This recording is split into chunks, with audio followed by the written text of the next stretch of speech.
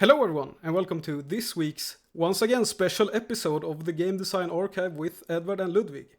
Today, we don't only have Edward here, we also have special guest Blader. Hello, Blader.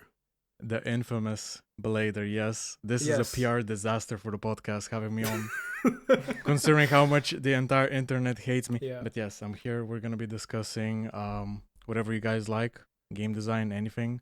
To be honest, I'm really happy to be on here because I get to talk about topics and concepts without actually committing to a video, which is wonderful for me. I don't have to like commit to any single point. I can just say, "Oh yeah, I was just talking about that bullshit with Edward and Ludwig on their podcast." Yep, that's why we like the format as well. Yeah, exactly. It's less formal. You can just like throw shit out there, and if you say something stupid, you can be like, "No, actually, I didn't mean that," because it's not in a like highly edited video. Exactly. No, the moment you put something highly edited, or Yeah. God forbid you post something that sounds serious on the internet, now it's written in stone. Like everybody's gonna hold you against that forever. I still have, and sometimes people bring up like a old Twitter post of me from 2 years ago saying something that contradicts me now. Like the moment you put something formal out there, people will remember and they'll hold you to it. Yeah. That's why I get so anxious with making videos. Like you write something and then you gotta revise it 5 times because okay, well, I feel this way in 6 months. Do I actually want to throw this concept out there if I haven't made it like ironclad solid with no holes in it, no sort of ways to counter it, and then you get to that whole like spiral. But yeah, so I'm really happy to be on this podcast. I really like them. I'm a viewer, listener. Thank you. Oh, thank you. From time to time, like whenever I drive to work or I floss in the bathroom, because the most boring hygienic activity, I'll throw in the podcast. Yeah. Nice. And yeah. Yeah, it's unfortunate that it is that way actually, because like I feel like I mean not the podcast thing, the earlier thing you said, but because I feel like a lot of the time, at least for me, my opinion changes over time, right? So it would be better if people were more accepting. Well, yeah, if you're a person who actually uses opinion. if you're a person who actually uses their head and like is critical of everything, including yourself, like your opinions will naturally change with time because new information, new input. But stupid people don't change their opinion; they just hold on to one thing and they never think about it a second time. So what ends up happening is like if you, for example, think about game design a little bit too hard, more than the average player, you'll end up like developing different stances and your opinions on things will change. And then you end up getting punished by the average person for that because they're like, oh, well, you say now that challenge runs are invalid way to evaluate a game, but a year ago or a year and a half ago, you were challenge running this game. Like, what's up with that? Well, man, my opinion changed. I'm sorry, I don't know what to tell you. Like, I'm sorry that I wasn't born with the correct stance. Yeah. Yeah. Well, I feel like that could like very easily be tied into like video games in general as well. Because I mean, obviously you're a fan of very skill-based games, right? And we are as well. And I think you see that a lot with like people who aren't fans of skill-based games. They look at them in a way like, oh, well, I'm not good at games, so I can't play these games, right? Exactly. They see it's like a very static thing. Yeah, exactly. Yeah. They look at like everything super statically. Like, oh yeah, my like opinions are static because I am the same person that I was like a year ago or whatever. But that's not really true, right? If you play a bunch of games and you play a bunch of games that like challenge your perception of or perception or your taste or whatever, then you're probably gonna have your mind changed. Exactly, yeah. Like the more games you play, like the more your frame of reference expands, and sometimes it's not just expanding your frame of reference; it just changes your position fully. I mean, but people's taste in general is just static. Like you'll notice that people will choose their favorite game when they're like 12, and they're never gonna change that ever. Like people will play Ocarina of Time when they were like 6 years old on their Nintendo at their like parents' home, and at that moment they'll decide Ocarina of Time is one of my favorite games ever. And then if they revisit it 20 years later, they're like, oh, this is kind of shitty. But they're never gonna change their stance or opinion on it. Like their taste is set in stone. What they like once, like that's what they like. Meanwhile, I've gone through like even before getting into arcade games, I've like my opinion and taste changed all the time with games. Like if you ask me in 2020, 2015, 2020, and 2025, like my favorite games will probably be completely different. And that's normal. That's part of life. Like that's new input, new output, right? but Yes. people don't think, like, they don't take, I mean, I hate to sound very reductive, but they don't take games seriously. And because Oh, they don't yes. take them seriously, they don't ever feel the need to interrogate their opinions, their taste, anything Yeah. like that. It's like, I'm kind of like that with music. Like, I'm very much a music normie. Like, I'll throw in whatever's like popular, or whatever's popular on like TikTok and things like that. Like, that's how I find new music. Yeah. And I don't really like try to go deep purposely, go into niches or anything like that, which I know Bokhog would kill me for that because he's like a music freak. Like, he probably likes music more than video games, to be honest. But I'm not like that. And people are like that with games, majority of people. Like, it's very rare to meet somebody who Yes. actually like takes games seriously. Yeah. Yeah. But then you don't go, like, I assume at least you don't go on the internet and tell you how good your music taste is. Yeah, and no, how everyone hell no. should- Like, these people, they're like, Exactly. they're gonna go into niche spaces. Like, they're gonna go into like, I don't know, like a shmup server and be like, yeah, well, you know, guys, I don't even really care about these things like inertia or shit like that. Like, I just play the Yeah. shmup like it's fun to me. Like, I think you guys are taking this a bit too seriously. It's like, okay, it's fine to hold that, but why are you going into these niche spaces? Yep. Yeah. It's the same with game design. Like, there were people who are just like have this stance. They're like, oh, well, you like what you like, right? Let people enjoy things. Well, okay, then why are you existing in a space made to talk about game design and being critical of games? You're at Yeah. some point you're just making yourself angry, and then you're ruining our vibe. Yep. Yeah. Yeah, I also feel like on that point, I mean, this is something me and Edward discuss a lot, or we have discussed a lot before, at least on the podcast, which is that, like, I think people have something like deeply ingrained within them that it's like wrong to enjoy something that isn't good. Right. Yes, I was gonna say that. Yeah. So when I come and say, oh yeah, this game is really bad, it's like a personal attack on whoever enjoys it, because like Yeah, it becomes a part of their personality. exactly. And it's like, I guess my point is that, like, it's not that deep. You can enjoy a game that's bad. Like, I enjoy several games that I would categorize as bad. Oh man, like design wise.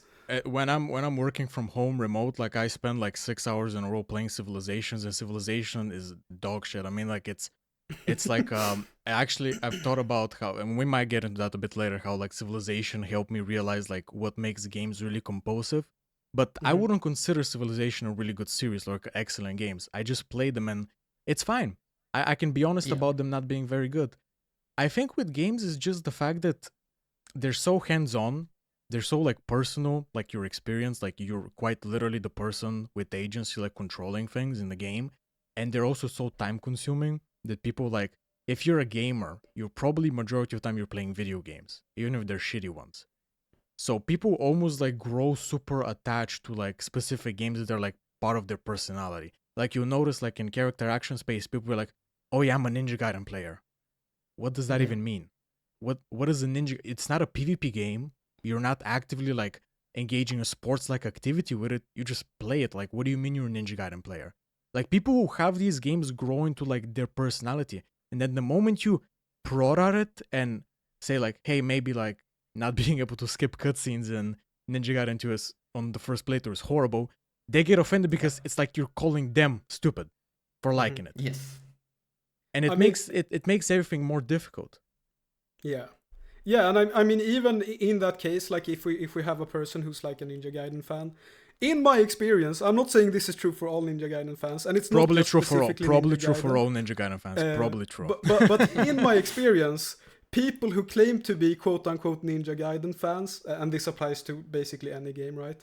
They don't even play that much Ninja Gaiden. They just like watch Ninja Gaiden YouTube video essays or whatever. And then when it actually comes to like playing the game, they don't actually do it that much. I mean, over half of Ninja Gaiden 2 players have never even played Ninja Gaiden 2 because it's not even available through conventional means. Like, you have to play it in backwards compatibility with the least popular console brand of all of them, or emulate it where the sound cuts off every like minute or so, or something like that. I don't remember. Nice. And people will say they like it anyway because it just looks cool to them. Because, well, I mean, this is specific to the character action whole sort of ecosystem, but you know, people judge those games based on how cool they look, right? So the Ninja Gaiden to them looks cool visually, so they like it. They Mhm. haven't gotten their hands on it. They don't even play it that much, but it looks cool, so it's a cool series. Mhm. And they like Yeah. it. Like, I'm a fan. Yeah. Yeah, and I think this is part of the reason why remakes are so like successful as well, right? Because you have this like following of Ninja Gaiden fans or whatever game it is, but they can't play the old ones because they're like very hard to get or like annoying to emulate or whatever.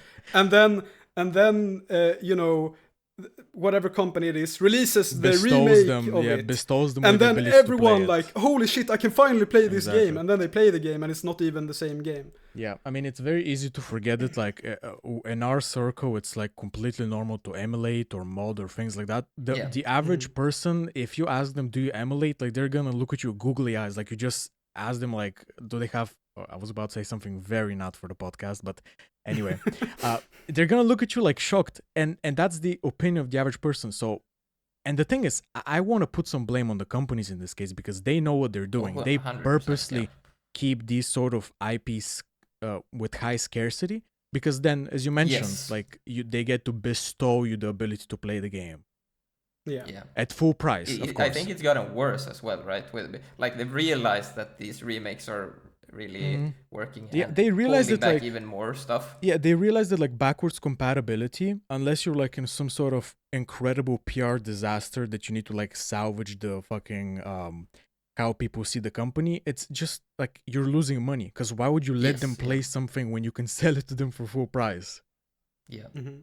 And they've realized that, and they don't even sell it; they sell something else. That's they sell something exactly. Say like the Ninja Gaiden 2 Black thing when that released. It's supposed to be this Unreal Engine basically skin over Ninja Gaiden 2, right? But then you take a look at, so this is the Sigma 2 version. Okay, but wait, it's not actually the Sigma 2 version because there's 500 different other things change. So what you end up with is you don't end up with Ninja Gaiden 2. You end up with the original that you can't play through conventional means. You end up with the port that everyone has, the Sigma 2, that's horrible. Then you end up with a third version of Ninja Gaiden 2 that is supposed to be just a way for you to play the older ones. So these remakes, they don't even like let you play the game correctly. Like they're just a complete different game. And you could make the argument that's basically all ports too. I mean, if you're playing a port, are you really playing the original version? Yeah. Like if you have a practice mode and whatever shmup, like you aren't really getting the original experience. But the question is, does that matter? Because we define all things by like what goal they achieve, right? Like if I got to play a better version of this shmup, does it matter that I'm not getting the original experience? Like who cares that I'm not in the cabinet in the arcade? And there's like purists like this with the cabinets that I've heard about through Boku and stuff. And it's like, or there was this one guy on Twitter that was like, oh, you guys, you say you like Cadillacs and Dinosaurs, but you didn't really play Cadillacs and Dinosaurs. You played the emulator version. I'm like, okay, I played the emulator version of Cadillacs and Dinosaurs. I don't care about the cabinet version. I don't have played it more than that guy. Of course, the guy probably never even booted up the game. He was just trying to argue for, they do that all the time. He's probably just trying to argue, but like, it's fine. I accept your position. Like, it's not the cabinet version, and I don't care. It's the better version. That's what matters to me. Yeah. Yeah, I feel like that's, because I was thinking about that because, like, I beat Devil Daggers fairly recently, like a month or two ago. You got 500 seconds? Yes, 520. Yeah. Hell yeah. And I know you above me. Above me, I was 503 or 2. Oof. Yeah. Yeah, that was insane. No, that was like really interesting. We're gonna talk about that game in a bit, but go on. Yeah. Actually, let's save it for later because that's like beside my point. Yeah, that's like a big point because that's like I have a lot to say about that game, in particular about me as a person. Yeah. But the thing is that I played it using the practice mod, which like the holy mod, crap, that was a good idea. Jesus, because like one of the main critiques I see of the game is that because of the structure, it gets like really tedious to practice because you like keep restarting from zero and have to go through like the first 300 seconds or whatever before you actually get to the hard stuff. Yeah. But when you have practice mode, like that isn't a problem anymore. You just practice the hard part. Exactly. And so like it made me look at the game in a very different way, because like if I hadn't used the practice mod, then I would have 100% agreed like, oh yeah, the structure of the game is problematic because it's very tedious to play or whatever. Yeah. But with the practice mode, that's not true, because like then I'm just going through the like early game structure thing whatever, when I'm doing the run, not when I'm practicing. Exactly. Right? Yeah. Any change you make to a game, like, or just to be completely honest, like even if we try to avoid being super granular, like any change like that you make is just a different game. Because now you mentioned Devil Daggers thing. To you, the waiting room isn't really a big problem because you had to go through it only so many times in the real runs because you got to practice all those sections. I didn't. I played it from start. Every single run was from start to the end to dying. And I put 140 hours in the game before I got 500 seconds. And I would bet that your time is probably half and even less than that because of the practice mode. I think it was like 40, 50 or something. So it definitely makes a big difference. Yeah, it makes a massive difference. And like then we obviously like, this is a dangerous thing for us to even talk about because we're gonna go on another tangent about like the ethics of mods and challenge runs, but that's like a completely another can of worms. But it's just a different game. And these to like bring it back to the remakes and ports, even playing something like Resident Evil 4 on the PC with a mouse and keyboard, that's just not the same Resident Evil 4. That's not the same Resident Evil 4 that Shinji Mikami made. You're playing with a completely unintended controlling like device. You have much easier aiming, and I'm not saying the game becomes bad. That by no means, like it just becomes different. The depth moves from one thing to another.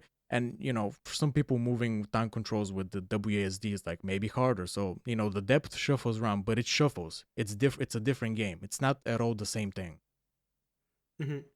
So it just changed. So whenever these companies like keep these games scarce on purpose and then bestow you with the ability to play, always keep in mind that they're not actually giving you the game. The only way you can play anything close to the game is to own the original hardware. And if you don't, the second best option is to emulate it. Mm-hmm. Yeah. Well, I guess like they can be less or more or less faithful to the original. Well, it's all a spectrum, right? Like everything, anytime people talk about anything in game design and stuff, like it's good to keep in mind it's all one massive spectrum. Like nothing is super binary, because if we have to get super binary, we're gonna like, okay, then what's a punch, right? Like what is a punch? Like I need like to know what a punch is. Then we get into like these like weird conversations about like how we perceive what punching is, like as human, as social beings. Like it gets really weird. So it's all a spectrum. So you have like a spectrum of ultra faithful, completely one-to-one, which is just original hardware. And then you have, you know, the tail end Resident Evil 4 remake, where it just has the skin, the vibes of it, like the aesthetic of it, and that's about it. It's a completely different game, completely different systems. Yeah. I guess you could argue if it's retaining enough of like what was interesting in the original, right? Then you could say like it. Well, I mean, you have to. Each person has to, I guess, kind of decide. Like I mentioned that you have to decide. Like, do you think this is superior? Like I believe that Cadillacs and Dinosaurs on the emulator is superior to the cab version because it has the ability to use save states in practice.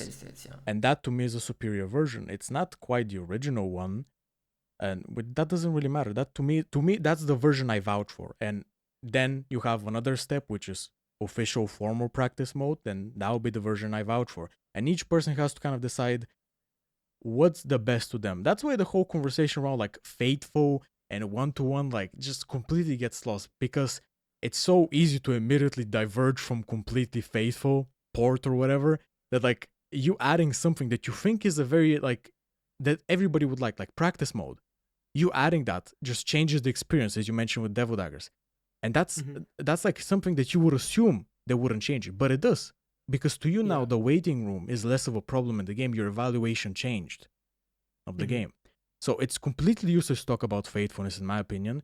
And it's only, as you mentioned, it's only useful to talk about faithfulness when it comes to like how much of the good stuff is retained and is it developed, you know, like it basically, again, looking at with what is it achieving, like is it taking the good stuff and adapting them in a better way. Like that's the real question, not whether it's one-to-one. I mean, I don't want ports to be one-to-one. Like whenever a port is one-to-one, like we call it bare bones, like you didn't do anything. Yeah.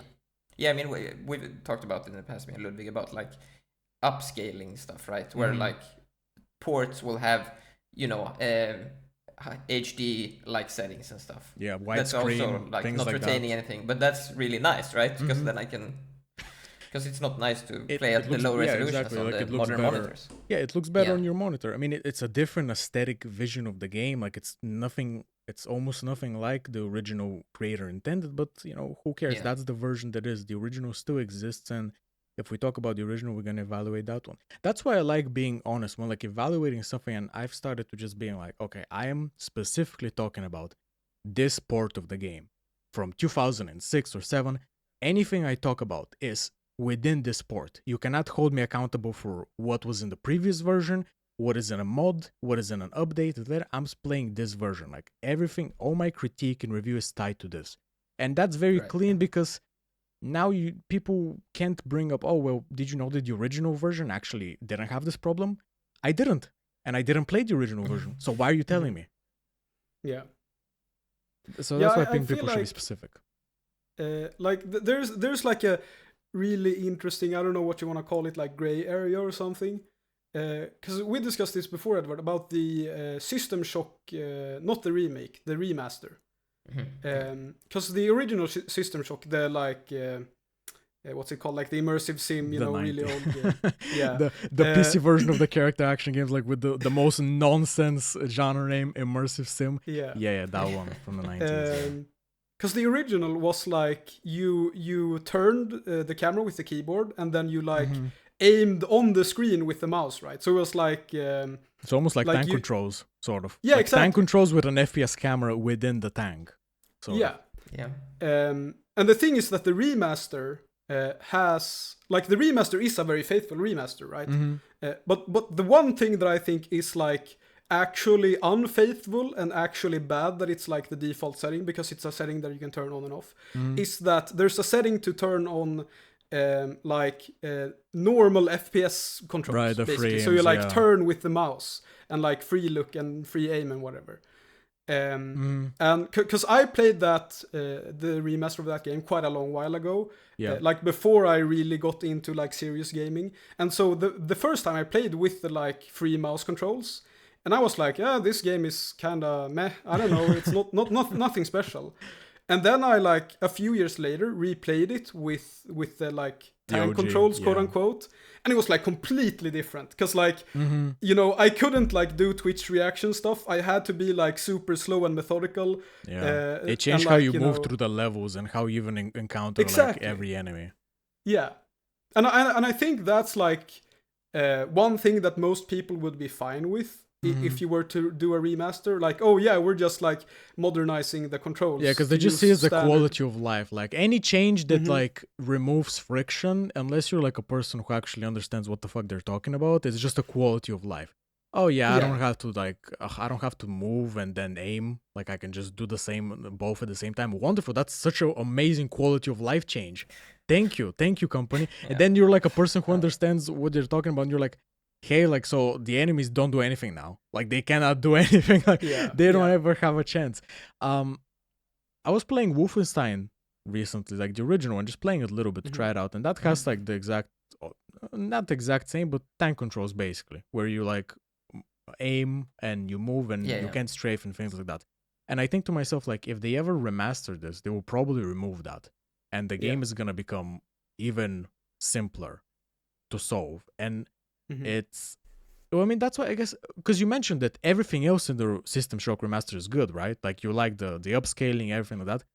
That's what makes these like mixed bags, and I think that's what makes them interesting to evaluate compared to the original one, because now it's like a different version of the game. Like it has its good and it has its bad. Now you gotta decide, do I think it's better? Which basically means like, do its good, like pay off the bad sort of, or is it inferior because a very important thing was lost and it wasn't replaced by anything better? And obviously you have the whole concept of faithfulness. But yeah, a lot of ports are like that. I don't know if you guys knew that, but the Onimusha ports for any Xbox console beyond the original one, they let you just move normally, like with the stick. So you have tank controls in the D-pad, right? The original. Yep. And then you can just move freely with the stick. And Nice. nobody seems to ever point out that Okay. this is like an actual problem. Like you can just play the entire Onimusha that was intended with tank controls. Everything is designed around that type of control. You can just play it with free movement. Yeah. Nobody mentions that. And I mean, that's good for me though. That's good for us because it's more food on the table. I'm so happy that video game critique and video game reviews and that whole space is so underdeveloped and it's full of people who have nothing to say because True. it is just more food for us. Like, please Yeah. leave all these plates on the table. I'll finish it all. Like, I'll provide the people whatever they want. I'll provide them things that they don't even know they want. Yeah. They just Yeah. need. And you can keep doing your little shitty reviews about like, oh, well, I played this and felt like a game. Definitely like it was very smooth, which by the way, talking about the animation, very pretty game. And do that, please stick to that corner. That's your niche. Do that and let me gather up all of these topics that you've never touched and all of these problems that you never like discussed and use that for my own content. So please, Yeah. it's actually I sorry to cut you Yeah, off there because I want to segue no, this on a go very ahead. controversial thing because I want to make sure you guys catch real heat for this podcast episode. I Nice. think the whole AAA situation with the layoffs and people losing their job and shit, obviously bad from a purely like human perspective. Like it's horrible. These people like are going to have to Yeah. like live through this very stressful time in their life. But if you're in a niche like ours with hardcore games and indie developers, yes. There's this freaking Mao quote. I don't even know if it's a real one, where he says, "Everything under heaven is in chaos. The situation is excellent." Yes, because people, if you don't give them what they want in AAA space, they're gonna trickle down Yeah. and go somewhere else to find it. And you Yeah. know, hardcore games aren't very popular, never really gonna be. But there's a percentage of people who are gonna be like, well, you know, AAA game is no longer giving me any sort of fix for that. So now I have to look elsewhere. And you might stumble on Boghogs games or Devil Daggers or Hyper Demon, and then you kind of maybe you stumble on like shmup YouTubers and things like that. So chaos and all these other areas ends up kind of working out for us in a very fucked up way to say. Well, you know, I agree about that. Maybe for other reasons. Like, I think it's good that the people that don't know what they're doing are getting like Yeah. sorted out. Like, I get it. It's bad that they're losing their jobs, Mhm. but like, if they're not doing a good job, then Well, I think this. You know. I think you guys touched on this on Balcog's episode, but like the AAA developers, I don't necessarily think they're bad developers. I mean, they probably are, to be honest, but I don't even believe. I don't think that's what's important. The whole structure of that level of budget makes it impossible to make anything beyond mildly Yes. interesting. So even if you're a good developer, you're basically stuck making shit that you would never even touch yourself. yeah. Yeah. So I think we do see, because like we see the indie space, right? Mhm. Unfortunately, we see what they do and they just mirror what the AAA space do. So I do Yeah. think there is a skill issue as well Mhm. in terms of the developers. But yes, that is also true. They are refusing to take any risks whatsoever because of the budgets. Yeah, no, it's just impossible. Like if you're, I can't imagine being in a position where I have to make a game that's gonna appeal to millions of people to the point where they don't refund, so I can deliver however much millions of profits to people who actually gave me money to make the game, like investors. It's just like I would also compromise complete. Like if the choice is between not having the job, which pays you good money, and compromising like to give the slop to the pigs, right? Like obviously, like I'm gonna make the excellent slop and I'm gonna hand it out to the whole like farm. Like here you go. And it's just not possible to not make slop. I mean, people point out like, oh, look at the older AAA games. They had more interesting stuff. Yeah, but like budgets with time in a market, they grow. The budgets of the 2000s AAA games have nothing to do with the budgets of these now. There's like a level of money invested where you pass where you cannot take a risk. It just becomes impossible. You cannot play with people's money like that. But I also think it's a bit strange that companies are not trying to like diversify, because like if you look in other industries, they usually do that, right? Whereas in the gaming space, I mean, maybe they don't, I don't know. But like in gaming space, all the money goes to this like So like whatever's whatever, like popular one now. big super game that's gonna be the best game ever. Yeah. But they could just make, 100 10 years ago games, right? Yeah. Instead. Yeah. And then maybe some of them will pop off, and maybe they'll make even more money than Yeah. the big one would have It made. might end up Because, like, making more money, overall. Yeah. Well, the thing is, Yeah. I'm assuming with that is like every game you release is like basically a risk, no matter what. Because even if you're a popular company, it's very hard to sell people on games because first of all they cost a lot, and secondly they represent a lot of time invested, especially for like adults, as I mentioned in my most recent podcast. So it's kind of hard to sell people on games. Like it's not like a movie. Like a movie, like okay, fine, I'm gonna go and see like a 2-hour movie, right? Like most adults can do that, and it's not a problem. People will see like multiple movies for a couple of months, like that's fine. But with games, it's like a lot of people will only buy something they're super interested in. So if you're a company and you need to make like millions back on this product, you're like, okay, if we're gonna be taking a risk anyway, what if we maximize the profit of this risk? And if people end up buying the game, we have made more money than we would have if we somehow convinced 20 people to buy 20 different games. Maybe that's sort of like the process, but I mean, it ends up sinking the ship most of the time from what I can see. Yeah, I mean, I feel like if they focused on the smaller ones, though, they have more potential. Because if you have a lot of smaller games, there's nothing that says that the money you make on it scales, linearly with how much you put into it, right? Yeah. So you actually increase the odds of getting a hit if you make more games, in my mind. But maybe I'm wrong. I mean that's true, but like I guess in this case it starts to matter like what market are you targeting, because I guess the average, like these games on Steam, the indie games that like pop off and make millions, like there's like this sort of, I don't know how to call it, there's a middle ground between the average Joe, like the really average Joe that like plays a game once a year, and the hardcore of the cream of the crop of us, like superior humans, right? There's like a middle ground of like a sort of hardcore normie, and I'm assuming that those are also a minority overall when you look at the majority of people. I think you're right. So it maybe just matters like who you're targeting, but all of this really goes into economics. Like my original point is that like everything is in chaos, and that will end up working out for the content creators and the developers, the indie developers, because I was actually in this position myself. Like I used to only play so I used to only play multiplayer games, and then on the side like single player games from time to time, like the more popular ones like Resident Evil and things like that. And with time I kind of started phasing out of multiplayer games for a couple of reasons, but that aren't very important. But I started phasing out of them, and I go into like more niche single player games, and I go through the character actions and genres that are sort of bridging between the hardcore, like the shmups, and the more normie ones. And at some point you kind of run out of them. Like not so much that you run out of games to play, but your interest in them runs out. So now you're looking for more. They're all the same. Yeah, now you're looking for something more hardcore, more interesting. And you find that, I can only find this in this very small space. Well, I guess I'll start looking into this space.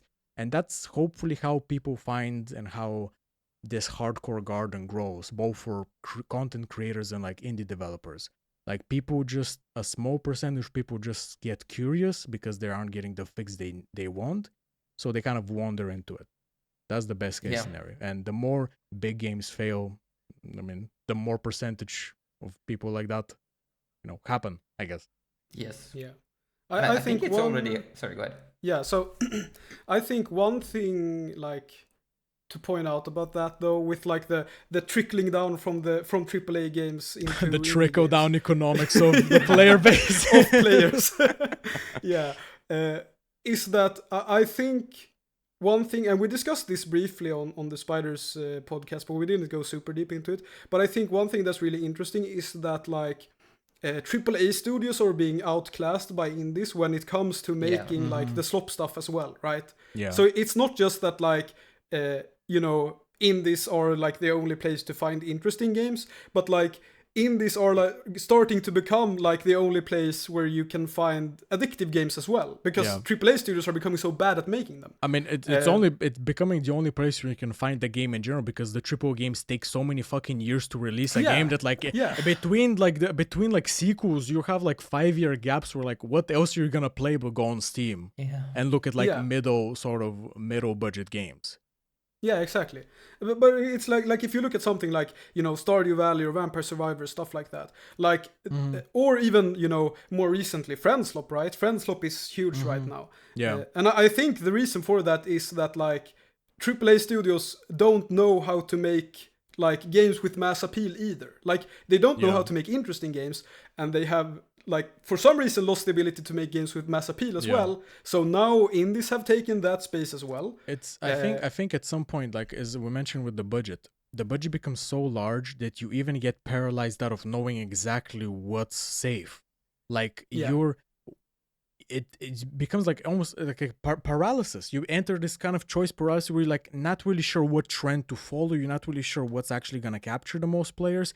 While indies have like they can be risky, but they're using that ability to risk, not to make anything interesting, but to really risk how hard can we go on the composure levels and how hard can we make the game addicting. Like, so the indies end up winning financially. I mean, but okay, it's good to keep in mind that winning financially in terms like that recent Friendslop, the Chameleon one, whatever it's, I don't even know its name. That's how little I respect like the average indie game. But that made like what, 20 million or something like that. That's like pocket change for AAA game. Like a AAA game, like the God of War, like what 2017, 2018, that made like 26 million in like the first year or something. So it's technically just pocket change, and these games end up selling more and more over time because they're like on the front of the page. So maybe, you know, it's good to keep in mind that it's all relative. Like if you pop off with a AAA game, you fucking pop off. You make near billions. Well, not billions, but like you get near $1 billion. Yeah, well, that's the thing. It seems like everyone's trying to do the next Fortnite, basically, or the next GTA. Well, it's gonna be 6 this year, right? Yeah, I mean, look at GTA, exactly. Look at GTA. That's gonna make billions. I'm not even being hyperbolic here. It's gonna make billions, and we're all gonna stare. Nobody can do anything about it. Like, that game's become too big to fail. And I really, really, really, really hope somehow something goes wrong and it fails or it doesn't meet any thresholds or whatever. But it won't. People will buy it. It's become like a cultural event almost. It's not even a game anymore. Like, it's only a game on a surface level. Now it's like a cultural event. Like, a new GTA is releasing, and that's never gonna fail. Like, that's gonna make billions from both online and just direct sales. Yeah, well, I think economically, I think you're 100% right. But I'm not that sure that like obviously GTA 6 will be well received when it releases because it's like super, super, super hyped. But I think there's like a quite good possibility that like 5 or 10 years after, people are gonna say, GTA 6 wasn't actually that good. I mean, people say that about GTA 5 now, right? Like, it's I've noticed like a change in attitude. Like, in the first couple of years of GTA 5 was like it's one of the best games ever, and like we all love it and stuff. And then like people slowly started being like, okay, well, you know, looking back and now like comparing to San Andreas or like GTA 3 and stuff, it's kind of like they start to have more criticism. But at that point, it's just like, to the company, the only thing that really matters is like the bottom line, right? And if these critiques come 5 or 10 years later, what do they care? They made their money, they're dipped, like they're on to the next project. It's us left who have to like pick up the pieces and be like, hey, I know this is like a massive cultural event and all of your friends think it's good and your fucking dad is playing it even, but this is actually bad and it's worse than you think. And yes, you should listen to me because I know better than you. Like, that's a very hard thing. That's why you can't really make this like our hardcore scene very popular. It's just like a ceiling to it. Like, it will slowly grow and start, you know, like developing over time, but you're not gonna like even get as popular as roguelike. It's just not possible. It's just the form of it, the content of it, like determines this like ceiling. Yeah, well, I think that's something like me and Edward discuss quite a lot as well, which is the like we like to compare gaming to watching TV shows. which, you know, we think is usually when people watch TV shows, they do it in like a very shallow way where they rewatch The Office for the 10th time or whatever, and they're basically or they just put doing it on in the background where like have a girl over, like it just goes in the Yeah. background. Nobody's actually paying attention to it. Yeah. Exactly.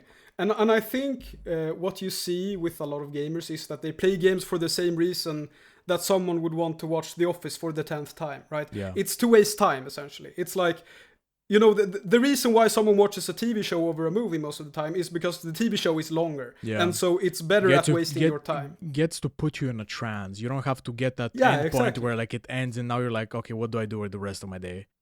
Yeah. It gets you like, you can binge it, put it on. That, yeah, people do that. I remember one time I said like Vampire Survivors is a horrible game, and somebody replied being like, it's a good second monitor game. And you know what? You're 100% right, because I installed it to my phone at work when I'm at remote, when I have nothing else to do. Like, because, you know, you can't install like whatever you want on the work laptop. That's like company property. They'll hang you for that. So I put it on my phone, and it's incredibly good at wasting your time. You're right. It's a great second monitor game. I completely agree with you, but that's neither a good thing nor I respect it. And I don't think that's something games should strive for. But you're completely right. That's how people engage with games. Like, they're either, if it's a story game, they're going to pay attention to the story, and everything else is kind of just compulsive fluff to like get to the next cutscene or whatever, the next story section. Yeah. Or it's just a second monitor game. That's like the two type of games that exist to people. Mm-hmm. It's either narrative, which is them just importing their standards from other mediums into gaming, because they know that, oh, well, you know, narratives are what matter in other mediums. Well, not all of them. Like music, for example, is not narrative based, but, you know, the other mediums like books, movies, like that's what matters there. So that's what matters in games. They import or they just don't respect it and just like put it on the background. Like, yeah, I'm just clicking around here in Vampire Survivors. Like, I'm waiting until the next day of work. Mm-hmm. I'm just like one step above like wasting your time, as you said. Yeah, and I think the like thing I wanted to point out with that is that, you know, actual gaming is very niche, right? Mm-hmm. Like being actually interested in playing skill-based games is not popular. And I think this is very interesting because we had Pronogo on not last week, but the last guest we had was Pronogo, who like does a Brood War mod. Yeah, the RTS really episode. Yeah. And I think it's really interesting because, you know, we discussed that a little bit with how, like, all RTS developers are trying to make the next big popular RTS. The next StarCraft, yeah. Yeah, and I think the thing is that that's kind of stupid because an RTS is, like, inherently a very gameplay-heavy game. Yeah. And if you want to make a popular game, you don't want to make a gameplay-heavy game. Yeah. Right? It's like... you actually want to remove the gameplay as much as possible because so when people aren't playing games for the gameplay. Exactly. When you're trying to make RTS more popular, you're just going to make it more stupid. Like that's just what it is. That's basically what you're saying in the subtext. Even if you don't intend it, you're going to make it more stupid. Well, the thing is with RTS is like, I've actually noticed historically looking at like the history of games, there's a very interesting phenomenon where like when a genre or a style of game is very, very brand new, it actually has some appeal in the market because just the pure novelty of it. I think RTS had that phase in like the late 90s, early 2000s where it was just very new. It wasn't like there weren't any competitors, and RTS could flourish a bit financially. Then obviously things developed, other genres popped up, and that window closed. So these people have to understand that the window of your genre to be incredibly financially successful has closed 20 years ago. Yeah. You can't reopen it. I mean, I'm assuming what you mentioned earlier as well, right? Where the budget, like the money they want to make back is obviously way higher these days than it was back then. Like that window where you can make an RTS that sells bazillion, like Age of War or whatever, or like StarCraft, that window is closed. You just have to live with the idea and accept that you're going to be making niche games. And you can be financially successful off niche games, like that's possible, but you're not going to be the next... Macmillan, or you're not gonna make the millions. You're not gonna be in the indie movie documentary. Like, I'm sorry, that's just the reality of it. You're free to make it more stupid as a genre and fundamentally change what it is. That might make you a lot of money, but are you still making an RTS? Like traditionally, what an RTS is? Yeah. Like, is Signy a shmup? Like when you take a look. Oh dear. Right? Like, I mean, it probably made more money than majority of shmup developers ever will from their games, but is it actually a shmup? Like, would you really call it like a shmup in the same vein as like, you know, like Guanji or something? I know it's a horrible example considering that's like a cabal shooter hybrid, but the first shmup that came to mind. But so I that would still say that's more of a shmup. Yes. yeah, that window just closes for these genres, and that's happened to a lot of genres over time, not just RTS. Like that's happened with, I mean, FPS. That window has not closed, but FPS is just such a broad genre that can be anything really. So that its window can never really close. But it's other stuff like that's what people. It's really funny to me because people say like, well, fighting games were popular in the 90s. They made like bazillion money. In the 90s, that's where the window for fighting games to make a lot of money was. Like things, the factors in society and history lined up to such a way where Street Fighter 2 could make Capcom like a tier S company in terms of financial like stability. But that window is gone. If you want to make a fighting game now, look, even Capcom and like who's the publisher of Tekken, like Bandai Namco? They're fighting over scraps at this point. Like they're trying to find the scummiest way to make some fucking cash off these games because that window's closed and they find themselves in the position of a big company. At least when you're an indie developer, you can really choose to ignore the window. That's fine. It passed. Like I'll make something niche. When you're a big company, people expect a Street Fighter out of you, but now you're like in a position like, well, okay, fighting games are not popular. How do I make back the budget? Like investors are giving you more money, being like, give us the next Street Fighter 2. They're giving you more and more money. You're like, okay, wait, I will, but are we sure we're gonna actually break even? So, you know, fuck them anyway. Like I don't really care. Like leave them in that position. Like I don't care. But my point is that if you're an indie developer of a hardcore genre that once upon a time was very financially successful, accept that you won't be. Your game won't be the next Doronpachi that like was very popular in the arcades. That just won't happen for you. That window has closed, and if you try to reopen it, you're not actually reopening the window. You're like digging out a new window to the side of using like Vampire Survivors as a pickaxe. Yes. Like you're not opening the same window. You're not making shmups popular and financially successful. You're changing shmups into something else and selling that.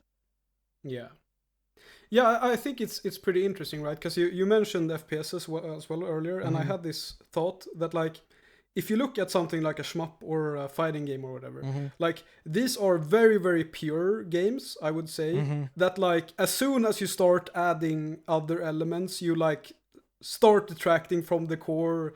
Like you can't add anything without detracting from the core, I guess. If you take a shmup and you add like a progression system, you detract from the core like a lot. You like completely ruin the game. Yeah, it becomes fundamentally a different thing.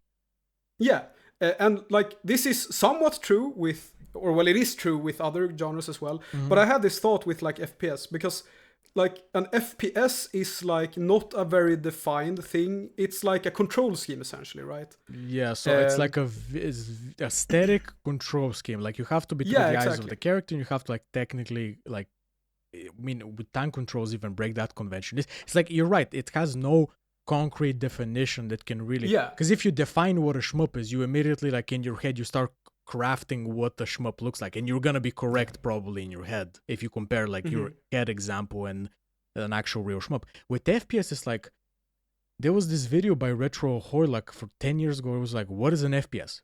And it was very interesting because even back then, first of all, they didn't call them FPS, and secondly, it's like, okay, well, Wolfenstein is an FPS, but then Wolfenstein is time controls, and when it comes to Doom, like that changes. But then the genre starts to move away from mazes, and it becomes like, it's almost like the less defined your genre is, the more freedom you have financially, because it can be anything, because the FPS can essentially like, that's why the FPS window will never close. Like the most financially safe thing you can do is become an FPS developer, because the player base has low standards and the genre is not defined, so it's just money printing.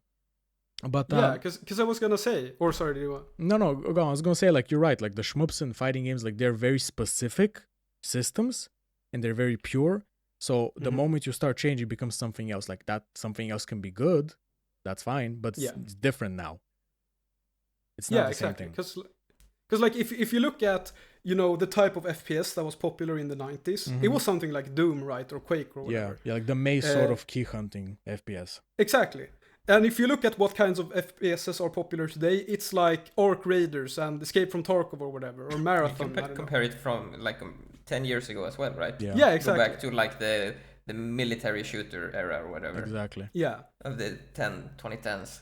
Yeah, and my point is that like the shooter is way more like receptive to, because this is something we've discussed before in the podcast, right? Right? It's like the extraction shooter is essentially What, like permadev like, Diablo, like permadev Diablo FPS or something like that. I've never even exactly. played an It's like extraction shooter.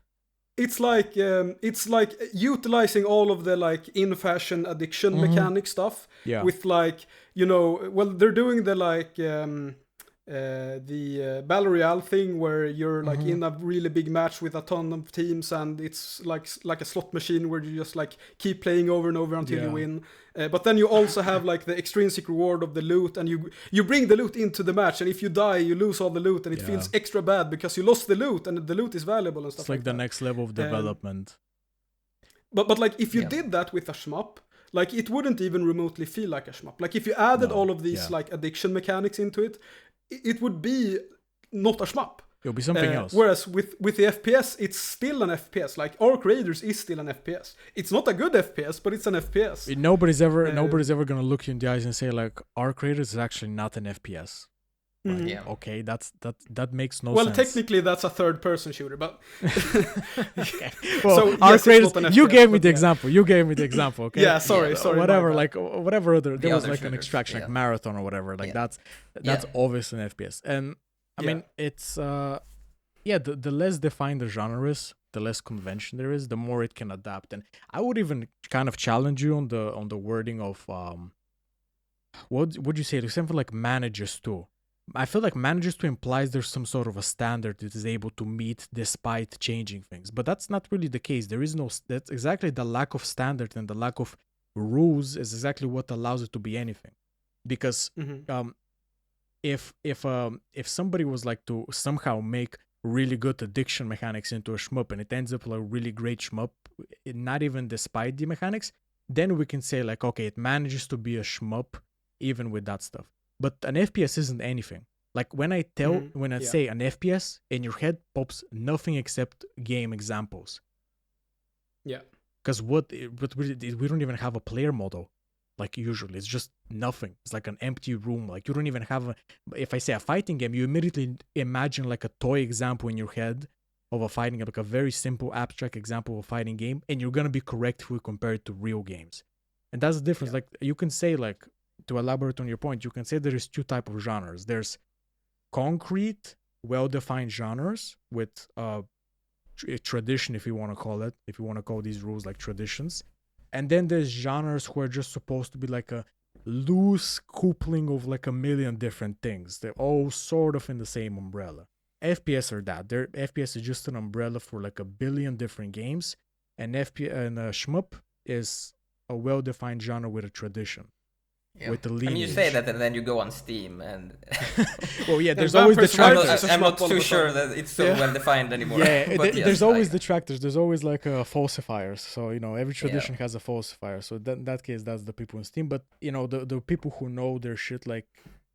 I think that's maybe how you're supposed to judge. Like, if you take a serious FPS player and take a serious shmup player, what do they think? And one will probably very honestly tell you that FPS is an umbrella because I've played a million different types of FPS that have nothing to do with each other. And the shmup player who knows his shit will probably be like, it's this, and that element. And then everything can be tweaked around it. I mean, is there even a concept like such a concept as a serious FPS player? Like you can have like a serious Counter-Strike player or a serious Devil Daggers player, but you know, if you look at shmup, for example, you will have like serious shmup players who have played all the shmups or whatever. Yeah, but they're very well versed in the tradition, basically. Yeah. Exactly, but you don't have FPS players who have played all the FPSs. Yeah. You have, you know, Counter-Strike players, Devil Daggers players, Call of Duty players, Battlefield players. Like they are all a separate thing. Yeah. There's not a concept like, I guess. Well, yeah, you're right. Like you can't even ask a serious FPS player because they would have gaps in their knowledge. You can imagine a shmup player that has played every important shmup ever and gotten deep into them. Like those people most likely exist. You guys probably know them. But an equivalent like that probably doesn't exist for FPS because it's just so many different things. Like you could be an FPS player that does not like a whole strain of FPS design. Yeah. which in the case of shmups, like if you don't like auto scroll, like I'm sorry, but what the fuck are you even doing playing the genre? Like that's just the genre. I'm sorry, but if you don't like auto scroll, like what do you like? Because that's just such a core part of the whole genre. Yeah. Speaking of Devil Daggers, I think it's time we get into that. Yes, go ahead. I am very was gonna curious. ask you. I was very curious to hear what you guys' sort of religious awakening game is, because I feel like every single person who gets into serious games has like that one game where like they finish with it and they're like, okay, this has fundamentally changed my taste in a certain direction. For me, Devil Daggers was that, and I'll elaborate later. But I want to hear what you guys is. Do you want to go first, Ludwig? No, you go first because I need to think. It has to be I like, don't know if I it doesn't know even have either, to be the be best. honest. Listen, it doesn't even have to be the best or your favorite. It has to be like the one that was like, okay, this just changed my taste completely. Okay, yeah, wait, I actually know because Yeah, I've brought this example up before in the podcast. It's actually a bit embarrassing to admit because it's a game I don't think is very good anymore. But that's Sekiro. Sekiro. Oh, interesting. So yeah, because I remember playing the Genichiro boss fight. It's like the third boss fight in the game, and it's like the first actually hard boss fight. Like the first two boss fights are super easy. I basically did them first try. Yeah. And then I got to the Genichiro boss fight, and I thought it was super fucking hard. Like it beat my ass. I couldn't get a single hit in. I was just like, the game totally wrecked me. Yeah. And I was like, what the fuck? This is impossible. What am I doing? Like, am I supposed to beat this? Like, is this beatable? Exactly, is like one of those bosses like, we're like supposed to lose for the cutscene? Like, what the fuck is this? I even like backtracked and was like, maybe I'm not supposed to do this boss yet.Maybe I'm supposed to like upgrade a bit before I do this guy because he's so hard. But then I was like, okay, no, I guess I'm supposed to do this guy. No, this guy. I mean, what is a boss fight? What is a boss fight except doing a guy? Like, I played Sekiro the dating game, not the. No, just kidding. No, so I looked up a video of someone playing against him, like beating the boss, and my immediate reaction to the video was like, what the fuck? This guy is playing perfectly. Like he's making it look super easy. No way I'm gonna be able to play like this. I need to like figure out some dirty strat to beat this because I'm never gonna be as good at that as that guy. Yeah. And then I like took a break for the day because I had spent like 5 hours playing, like trying to beat that boss.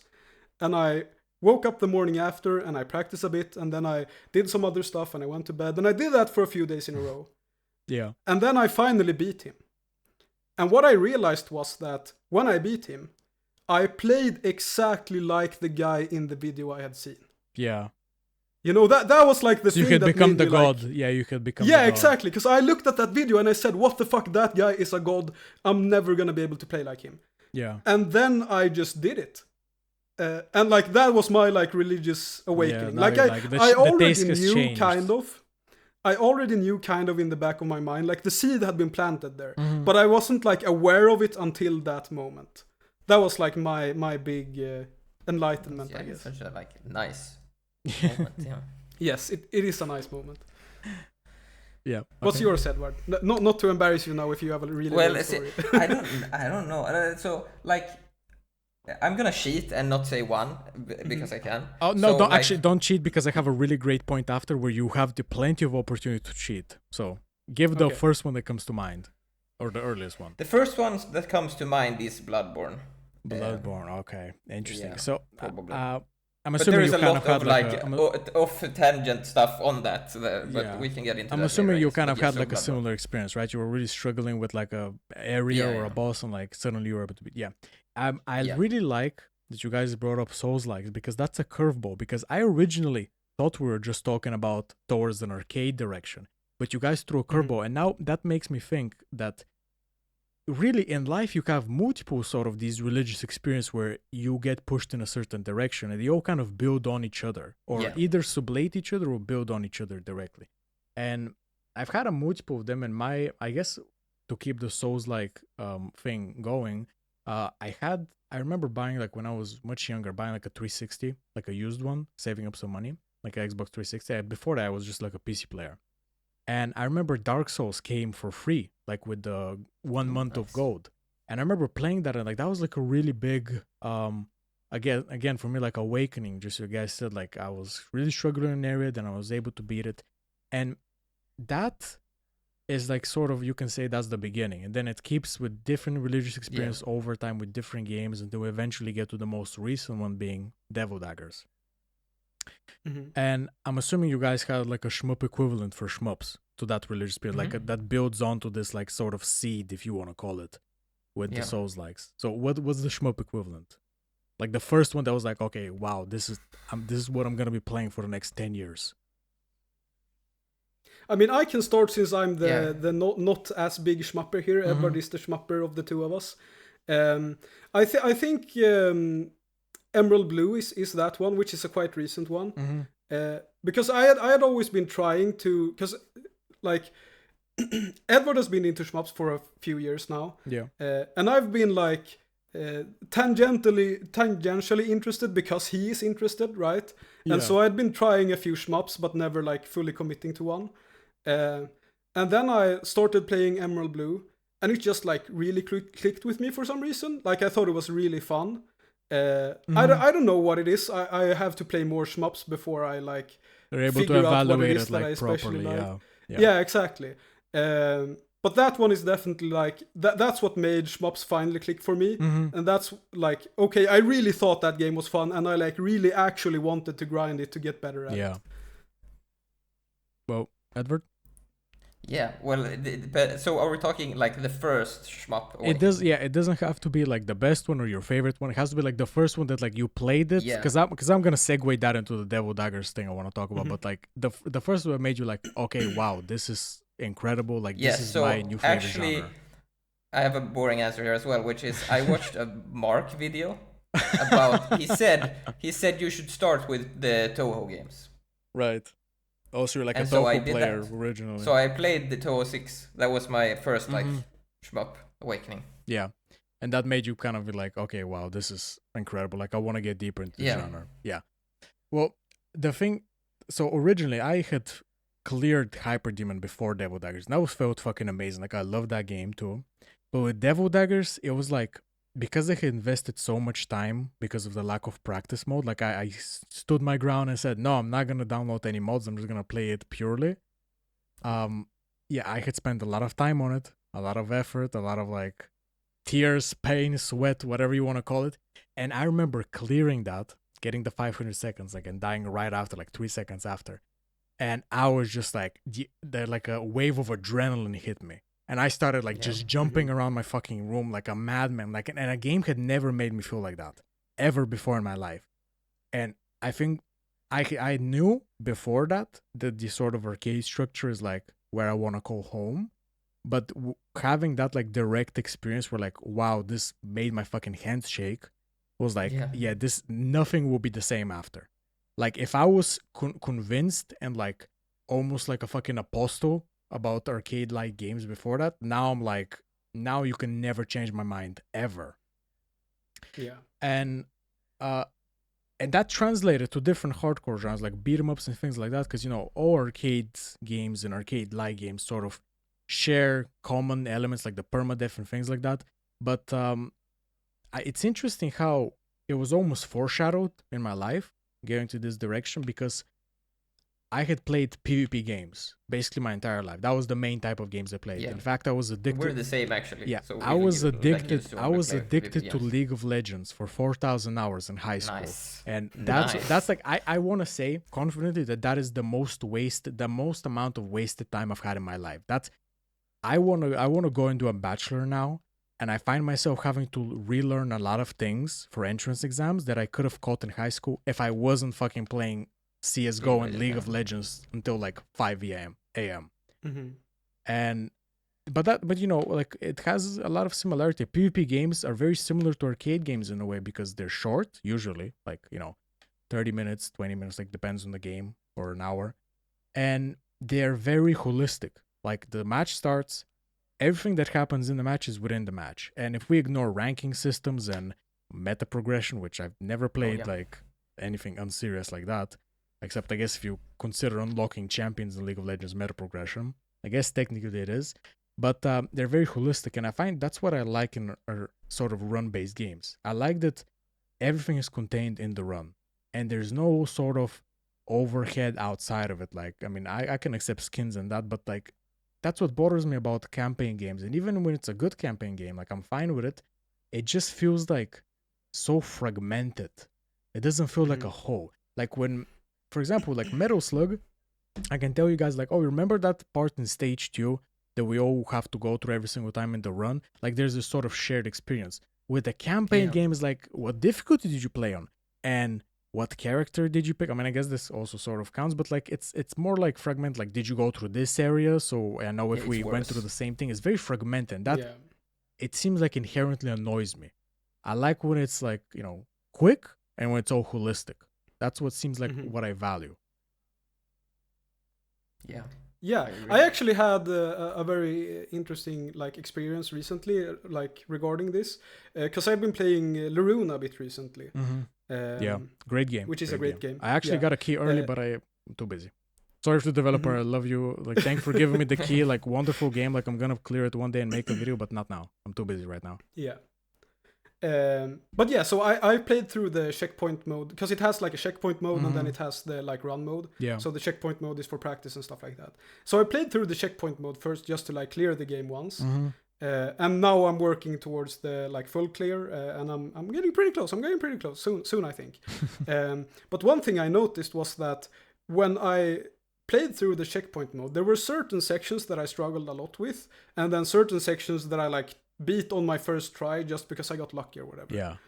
And what I realized was that when I went back to do the full run, I had like forgotten that these like sections that I beat on the first try even existed. There was like, I think the mid boss on level 4, when I like went back to practice him, I was like, what the fuck, I don't remember this boss. Did I ever beat him?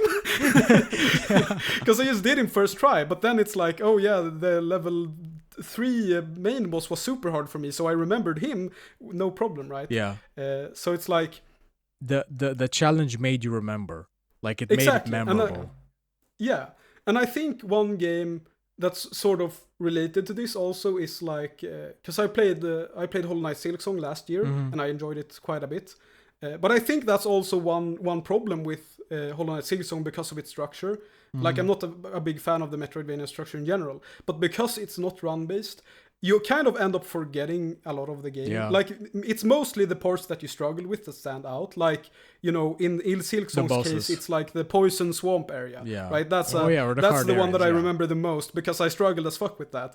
But I feel like when you put it into the run structure, all of a sudden, like, everything becomes so much more memorable because you need to, like, keep learning and doing it. Yeah, it starts to test like consistency, and the consistency requires you to like at least go through it multiple times, and that sticks to your mind. Yeah, you're right. Like, obviously, if we want to talk about the good of like the permadeath, we can be here all night. But like specifically about the forgetting thing, I completely agree.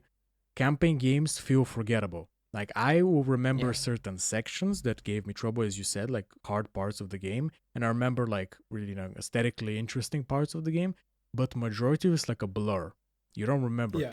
And honestly, it really, I think the closest comparison is using save states. Because when you're save state practicing, you've kind of half turned off your brain. You're just kind of getting a feel for the boss or the section, and you're just kind of letting your brain absorb just all the information streaming constantly. Yeah. It's completely different to in a run. Like, there's sections that, like, for example, now I'm trying to clear Final Fight and I'm getting really damn close. And there are sections that in a save state just become like a blur, but when you're in a run, those matter, because if you fuck up now, this is a fuck up that stays with you until the end of the game. Yeah. So you pay attention to even the small fodder crowds, and there's been cases where the small fodder crowds end up fucking you and actually taking like an extend of you, or taking a big chunk of HP that you need. And that doesn't really happen with save states because, well, who cares? You're just gonna restart it anyway. Like, what am I gonna remember this brave little fodder minion that like did a jump attack and actually managed to clip me? Like, he's nothing now. Like, I've reset him already. In a run like this, his actions will live on for the next 20 minutes with generations, you know, with generations of enemies. His actions will live on. And the same thing is with campaign games. Their save points and their checkpoints and all of that make majority of the experience forgettable. And I actually think, I'm really glad you bring this up, because I think it sort of extends into the way developers design the games, because I'm pretty sure Bokhok has mentioned that before, but developers, at least like with action games, have started really focusing on boss fights for the last 25 years. Boss fights is the main thing, like that's the main meat of it. And I think partly what contributes is that the structure of campaign games make everything that's not a difficult boss fight, like a barrier, just forgettable. Like it's a blur, like, you know, because developers are human, right? Like they experience the same games we do, and they then take that into development. And I'm assuming the developers are like, well, the only thing I remember from this good game was the boss fight, so why do I have to like make everything else more complicated, the space between them? That's probably how you end up with a lot of the shitty Metroidvanias. Like they're just like empty corridors between. Hollow Knight was like that. I mean, I don't know how Silk Song is because I never played it, but I played the original Hollow Knight recently, like a year ago, and it was just like that. Empty corridors. Like if I didn't fuck with the vibes of the game, it would have been even worse. But like in terms of actual combat and challenge, the anything between the boss fights did not exist. There was not a single section where I was like, wow, this is actually hard to traverse. I guess if you exclude like the platforming challenge. I mean, it's hard to find where you're supposed to go. Yeah, like, well, that's the difficulty, right? Like finding where the fuck you're supposed to go. But I wouldn't even like, that's depth and that's challenge, but I wouldn't consider depth a challenge that I like, so it does not stick with me. If anything, it frustrates me. But it's nothing, and that's probably how these games come to be. Like developers play these campaign games. It's sort of like a self-reinforcing tradition. I have to add one thing to the earlier point though, because like we talked about the awakenings, right? So there's actually an in between there for me that is very important, which is that I studied like game dev stuff, so like I have a background in that. And like you went to uni for that? And then worked a bit in the industry, but don't anymore.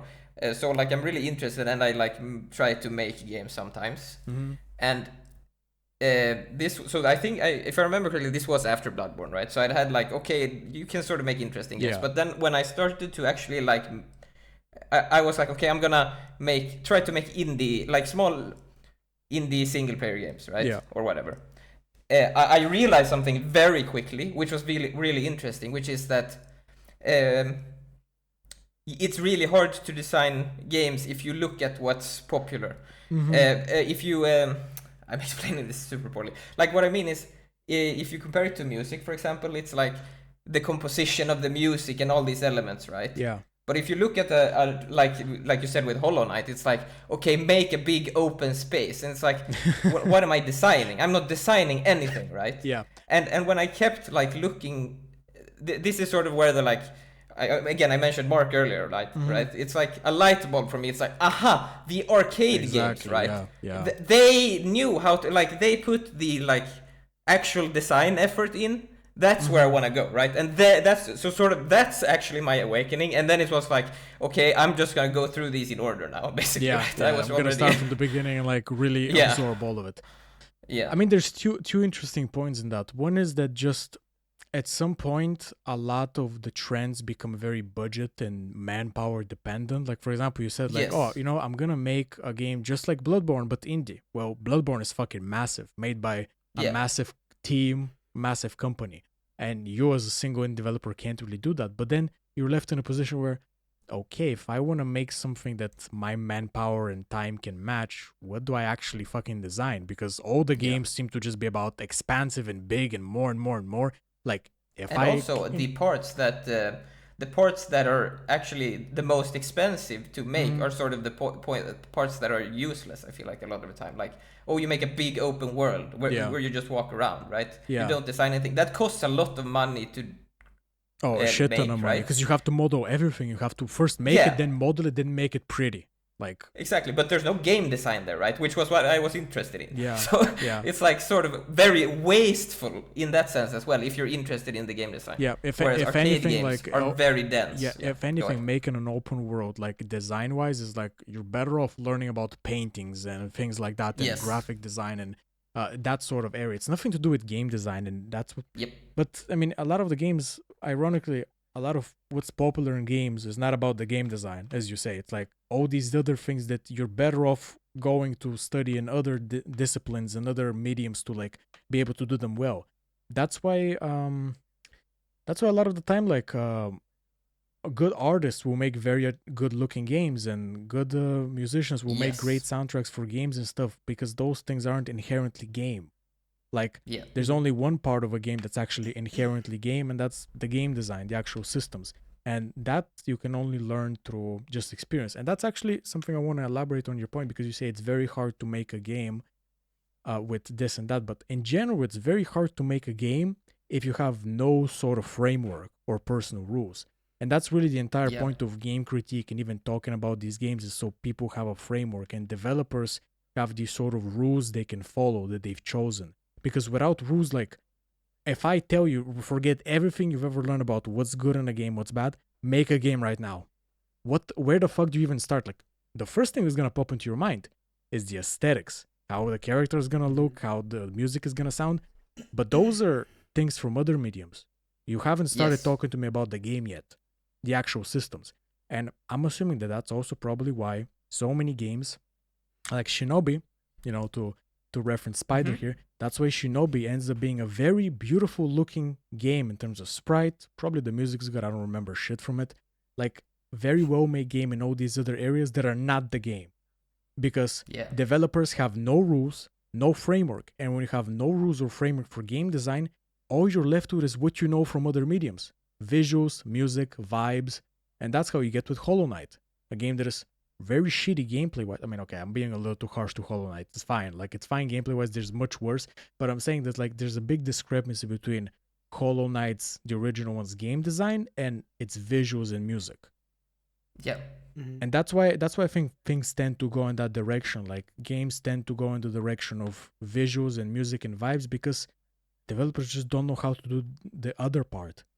They have no rules. They have nothing to guide them. Yeah, and I think I actually saw, like, what was the game? I forget the game, but I saw, like, a trailer for, like, a fairly popular indie game. It was like a city builder or whatever. Like, it had been released for a while. I forget the game, but did not whatever. narrow it down at all. That's like a billion different games of Steam. It doesn't matter, because it was a very generic indie game. The actual game doesn't matter. Yeah. But in that trailer, there was, like, this Unity indie game dev guy who was like he was French or something. So he was like, oh yeah, I always wanted to make this game since I was a kid or whatever. Yeah. And, like, that goes back a bit to what you said in the beginning of the episode with, like, I liked Ocarina of Time when I was a kid, so that's what I like now. Yeah. Because it struck me when I heard him say that, because it's like, but like, kids are stupid. Yeah. Why would you want to make a game that a kid would enjoy if you're actually interested in games, right? Not just kids are stupid, but how did you know how the systems are gonna look like if you've just only, like, watched the game, like, or seen, like, or imagine it in your head with visuals and stuff? That's why it's important for developers to, like, get down and dirty and start testing things, because you can't make the game in your head. You can only make how it looks and how it sounds and things like that, but you can't make the actual values of the system and, like, the integers or whatever the fuck. So but it's very interesting you bring that up, because, like, he's basically saying that, like, I've had this idea of how the game's gonna look when I was 8, and now that's how the game looks, and I've succeeded in my mission. But you probably didn't even pay any attention to actual game design of it. Yeah, exactly. But even if, like, little kid version of this developer had an idea of what the game would look like, or what the game would play like gameplay wise, sorry, it's probably not a very interesting game, right? Yeah. Like, we talked about that in the beginning as well. It's like, I don't agree with myself from a year ago, because I've learned a bunch of stuff. So it's like, is 12-year-old me gonna have a good idea for a game? No, he's not. What the fuck does stupid. 8-year-old me know about games? He's played like 5 games in his life. Like, what? Yeah. Like, 12-year-old me had played, like, Battlefield 2 and Call of Duty or whatever. It's like, I didn't know how to design games back then. Yeah. So it's like, it's just like a very weird, because it's something that, like, a lot of indie developers say, like, oh yeah, this is the game I've dreamed of, oh, this is my passion project or whatever. And it's like, yeah. But that's like a super shallow way to, like, approach making a game. Yeah, I mean, but it sounds super deep, because it's like, oh yeah, well, you were a kid and it's your dream or to whatever. be super charitable. But it's listen, like, I know we're raking this developer through the calls, but to be a little bit charitable, most of the time I assume that these people are just doing marketing speak, like, oh yeah, because it sounds good, right? It sounds good that this was like your childhood dream and you're finally getting to realize it. Like, obviously, like, I hope that it's not actually the case in your head. I hope this is just marketing speak. But you're right. Like, I'm sure for some developers it is. I'm sure there's stories of developers being like, yeah, like at 8-year-olds being like, one day I'm gonna make this game, and they actually go through it and make the game, and obviously it doesn't turn out very good. But as I said, like, in their head, they succeeded in their mission. They made what they imagined, but obviously it's not good, because what the fuck does 8-year-old you know about a game? Yeah, exactly. But that to like go back to your original point that inspired my point. That's what happens when you don't have like a framework to design games from, right? You have no point of reference, so you're just like, okay, 8-year-old me thought this was a cool idea, so I guess I'll do it, because you don't know how to like approach actually making a good game. Yeah, you have to scrape and try to find anything to latch onto. Like, well, most of the time, what they latch onto is not even just like this whole childhood dream. Like in this specific case for this developer was, but most of them would just copy, like directly copy whatever they know, and whatever they know is usually popular, and they don't really understand it. They don't make the effort to understand it. They just look at it on a surface level. Like, okay, this looks like it plays like that, so I'm gonna make it play like that. And obviously they get it completely wrong or correct depending on the popular thing's quality. But it's just, at the end of the day, it's just like a copy, because they don't have, they can't make anything by themselves, because they don't have the framework, they don't have the rules to create it. Like, well, okay, I hate to like get really pedantic here, but like technically none of us are really creating anything. We're all just remixing like input from the outside world and what we experience into output. But like, whatever, you get my point. Like, they're not creating like a interesting gameplay system, they're just copying what they see. That's probably why, I mean, again, I'm bringing up Hollow Knight. Goddamn, like, people would listen to this and think like Blader hates Hollow Knight. Sort of. I gave it 2.5 out of 5 on backlog. I think that's a reasonable. I would have given it a 2 if I didn't like the music and everything that much. But that's probably how you get with Shinobi. Like, what the fuck? Like, if you have to tell me what the fuck Shinobi is as a game, you're gonna start listing off, well, it's a little bit Devil May Cry, it's a little bit Run and Gun, it's a little bit this and that with some meters and stuff, because that's just what developers copied. That's what they saw as successful. That's what they copied. What they actually cared about was the visuals.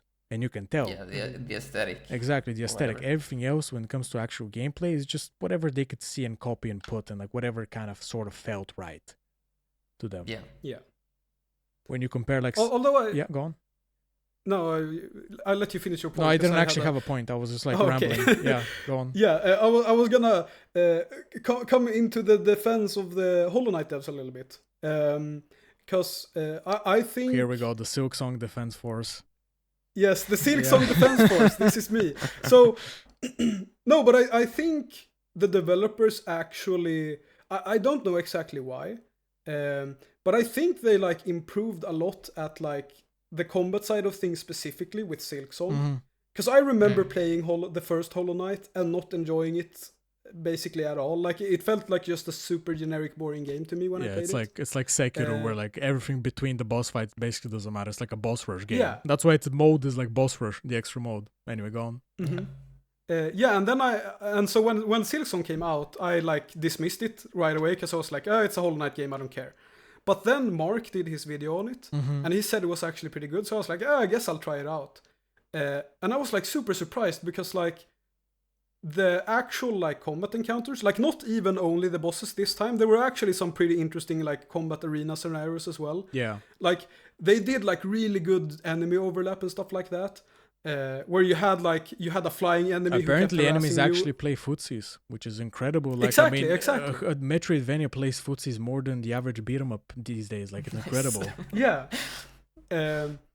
But the point I wanted to get is that you have this like way more mature, developed, and like actually interesting combat layer, but you still have the shitty Metroidvania punch all the walls until you find the hidden wall kind of bullshit. It's like they did the homework for one thing specifically, and everything else was whatever. You know, we're copying it from the last time. Yeah, and I mean, I definitely think that's part of why it's so popular, right? Because people obviously like that part of the game. I mean, I usually like to credit people with ignorance rather than malice. So I'd like to think that the Silk Knight developer, the Silk Knight, Silk Song. I'd like to think that the Silk Song developers were just, as you said, like they did their homework on one thing and then everything else just kind of exported from the last one. And they weren't like they didn't consciously think like rubbing their hands like a fucking evil maniacal like villain, being like, okay, if we put more of this bullshit, like more people are gonna buy it. No, I don't think it was like that, but I think it's interesting you bring up Silk Song in a positive light, because I have also heard it's really fucking good when it comes to the combat. And I know that Mark's video kind of has the vibe that it's what is it, like tastemaker, like it develops people's taste. I will be a devil's advocate a little bit to also make sure you guys catch even more heat for the podcast, because I'm daring speak against Silk Song.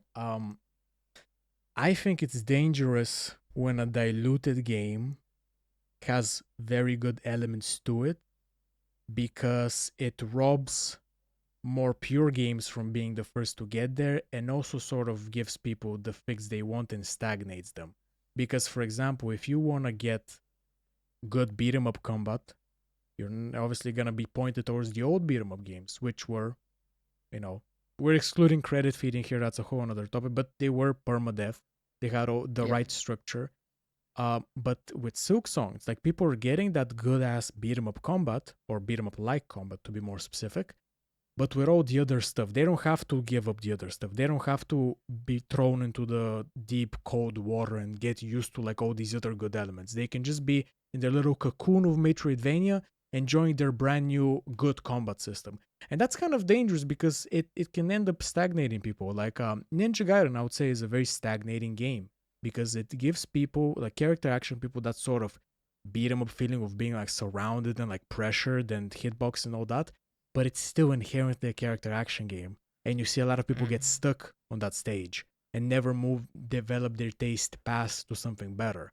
And my worry is that, okay, we're all praising Silk Song for this great combat, but what if the people who we actually want to capture to be our audience for the game, so, people like Bokhok can have something to fucking eat, not that it's anything expensive in Latvia, not that there's anything good to eat there either, but, what if Silk Song stagnates people and stops them from discovering Bokhog? You know what I mean? Like that, and that's also the negative aspect of a lot of these older good AAA games. Like in the early 2000s, like there were, I admit, a lot of very interesting, very popular games, but maybe they acted as a stagnating force because they capture what should have been pushed away. Yes. So that's my kind of devil advocate position. And I know it's kind of harsh. It's a little bit harsh towards Silk Song, because it seems to be a really good combat system. I'll play it one day. And I'm sure that Metroidvania elements are not as offensive as Bokhog claims. But they are pretty offensive. I mean, I believe, especially as someone who has because a lot of people who now hate Metroidvania were ex-Metroidvania players. I'm not. I've never been into that genre. To me, it's dog shit from the start. I've never had any love for it at all. But I know it sounds very harsh, but it's like something to consider. Like maybe it's not good to fully celebrate that these like very popular games are sort of like a vulture grabbing what's good in these other pure games and just putting them inside them. Yeah, I think there's two things there, right? So one thing is obviously the question of how many are converted, right, versus not. Because I mean, like we mentioned earlier, both me and Ludwig mentioned Souls-like games, right? As sources of enlightenment, right? Yeah. And they're obviously not very high on the scale anymore, at least not for me. I don't know how you feel about Sekiro, Ludwig. No. So I'm assuming that sort of thing happens there as well. But I guess this sort of also goes into a bit this mentality of more is better, right? Yeah. So it's like you see that a lot with any genre, right? Where it's like, oh look, they completely diluted the gameplay, but there is like a million more players, and it's like, cool, the franchise sucks now. Thank you. Right? You have a million other people who are not me enjoying it. Thank you. I'm so happy to hear that. Yeah. So I definitely see that part as well, right? And you definitely don't want to end up there, right? That argument is very like, I understand. I mean, I understand why people make it, but it's very not the way I view it, right? I care more about the gameplay than the popularity, obviously, right? I want it to be good. But I feel like a lot of people don't, I guess. Yeah.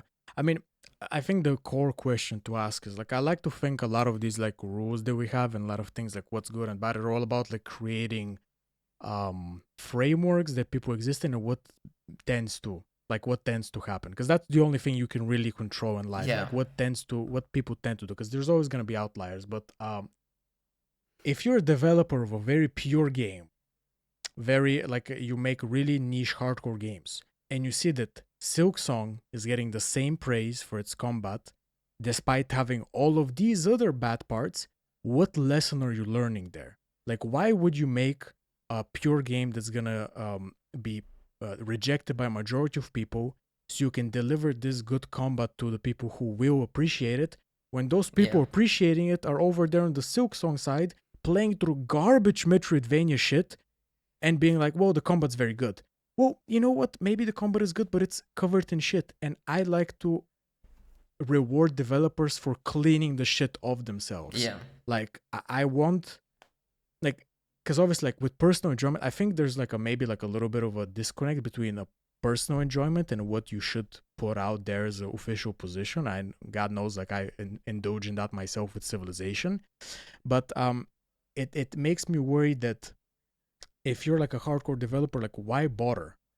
If people will say, oh, Silksong is really fucking good, if you ignore all these parts, why would you bother making non-shitty Silksong? If people are just completely happy with shitty Silksong, why would you bother unshittifying it just for more people to reject your product? Yeah. That's what concerns me. Like, because, I mean, for example, it's like, it's the same with the challenge runs in the mods. Like, I'll install a mod to enjoy myself. I'll do a challenge run if I think it's going to be more interesting.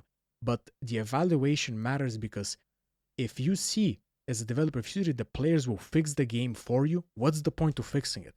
If anything, fixing it reduces the amount of people you can actually capture.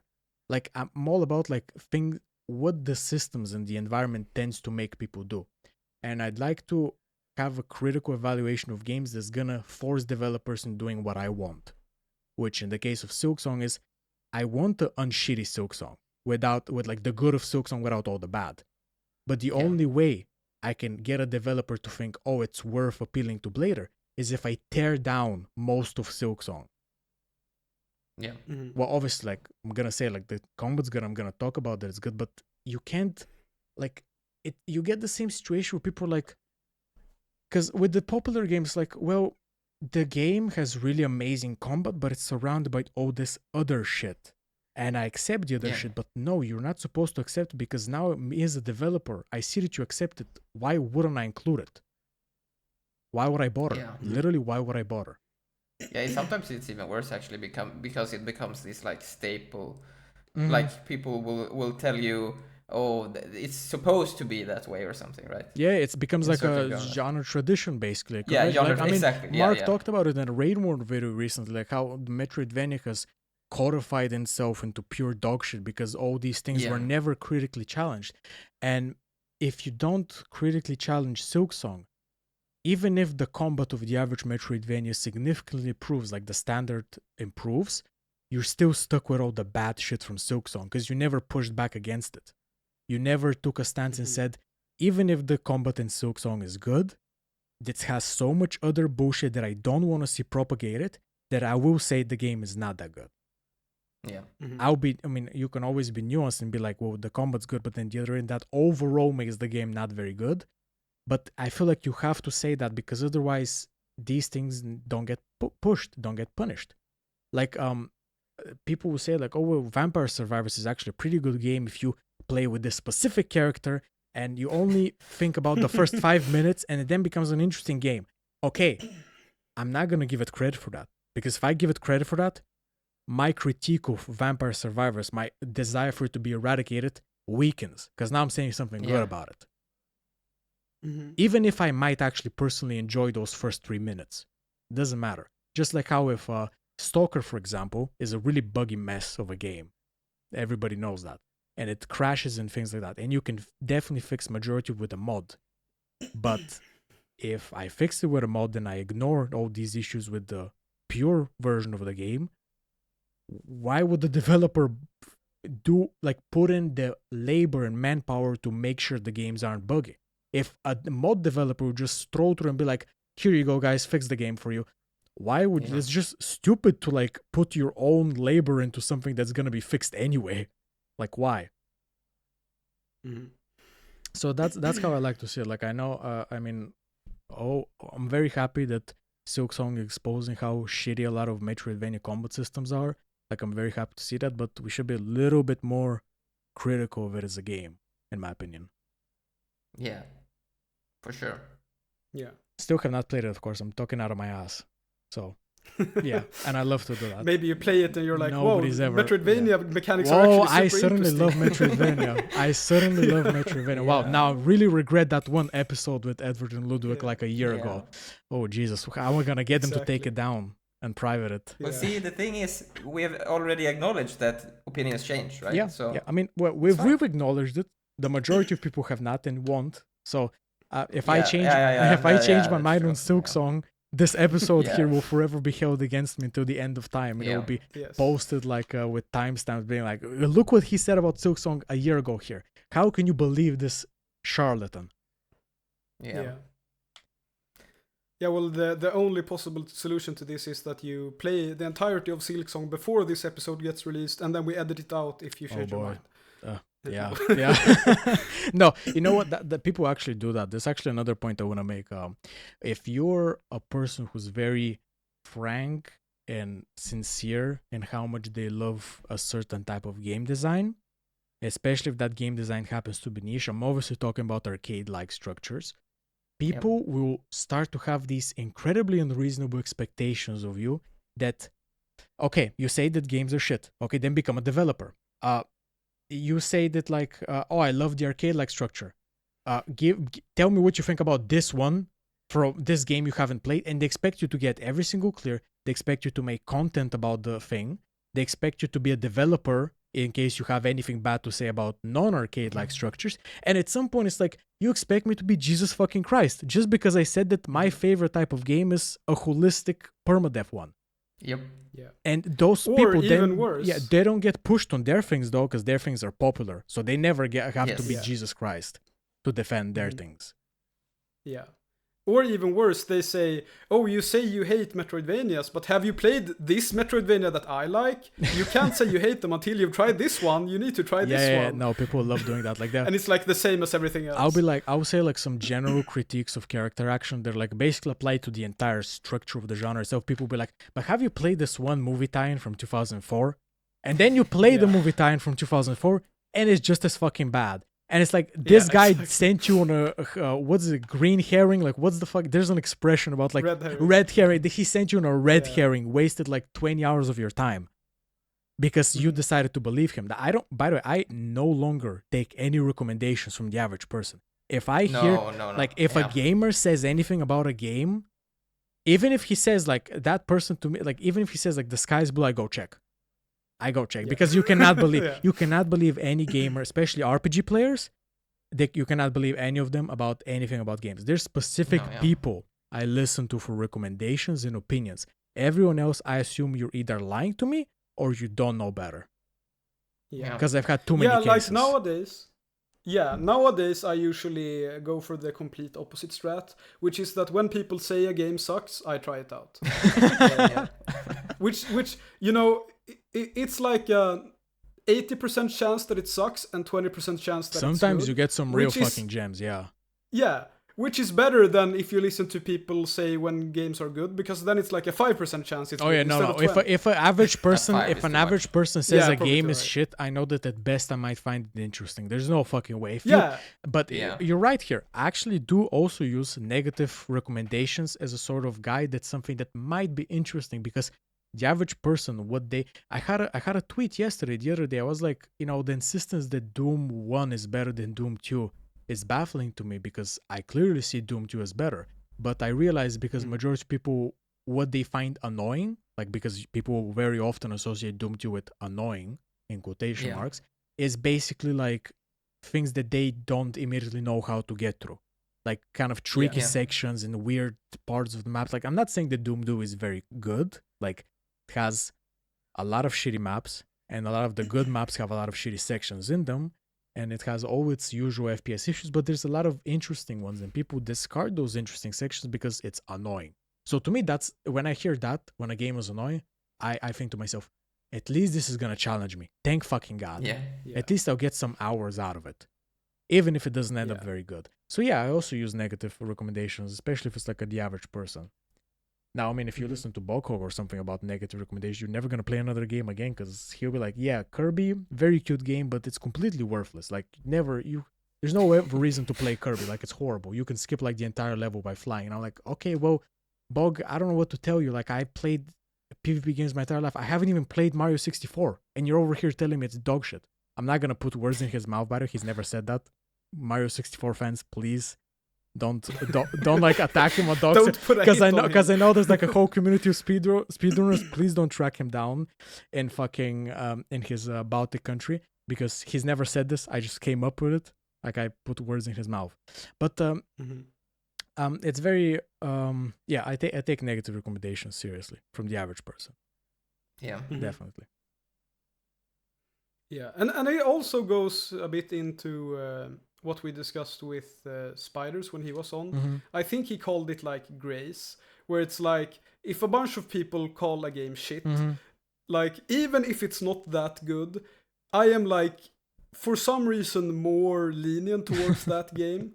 Just because a lot of people call it it's shit. the contrarian gene. It's the contrarian gene. I guess. Like I have that. Probably, I mean, honestly, I think most of the reason why we find ourselves in this position of niche taste is probably that contrarian gene. Because you're like, well, what if they're wrong? What if they're all wrong and I'm right? You know? Yeah. The grace thing, it really depends on the game. But most of the time, like if a game everybody calls it shit, and I found that it's not actually that shit, and I catch you playing a worse game and you think it's good, my God, I will expose you fully. How can you think that this is this horrible... character action players do this a lot. Like, they'll play complete dog shit, and then they'll turn around towards a game that is obviously just as bad, but with less content, be like, oh, this is missing like 3 levels, so this is horrible. Yeah. Wait a damn minute. How do you consider this good, but this horrible, and they're basically the same fucking thing? With slightly different alterations. Like, what? It's like a shmup player being like, well, you know, I like Dodonpachi, but Donpachi is horrible. Horrible game. Yeah. You know, like that doesn't make sense. It's like a contradiction. Yeah. And people who have these contradictions all the time because they don't actually have, like, as we mentioned before, to tie this back to the frameworks thing, they don't have a critical framework. They don't have sort of these rules of thumb about what makes a game good or bad. So they'll just decide on vibes. This game's bad because I just felt like it's horrible. And this game that is damn near the same fucking thing in a different coat of paint is actually great. It's awesome. And if you say it's bad, you're not giving it a chance. Well, did you give a chance to the fucking... the one that is basically the same thing that you said is horrible? Like, I tweeted about this actually. Like, people like that decide whether a game is good or bad, not off like rules, the framework, but off like vibes, are terrifying. Because they'll say a game is like the most irredeemable dog shit of all time and the developer should drown, and they're like committed a personal sin against them. And then you play the game and it's like, really? Like, this is bad, but it's like, it's just like a run-of-the-mill average game. Like, why are you so brutal? Yeah, but then they'll say the arguments they said in the reverse, right, with a different game as well. Yeah, they'll say like the reverse, like, because they just go all vibes. They don't have anything. Like, you can't actually, if you push them, can't actually explain to you why it's good. They just felt like it. They felt like this one is good, this one's bad. I mean, Bayonetta is kind of like that. I mean, I'm sorry you guys are gonna catch even more heat with the podcast, but the Bayonetta is just like fucking this. Bayonetta 1, 2, and 3 are not so incredibly different as the players would have you assume. They're very fucking similar games. They have the same sort of structure with a dodging and dodge offset. Like, at most, the little bit different things are the content from time to time. But, like, if you consider Bayonetta 1 amazing, and you consider Bayonetta 3 horrible, or Bayonetta 2 horrible, where's the logic in that? They're all using the same underlying gameplay system, damn near unchanged. unchanged. Like the core of how Bayonetta works remains the same through the entire series.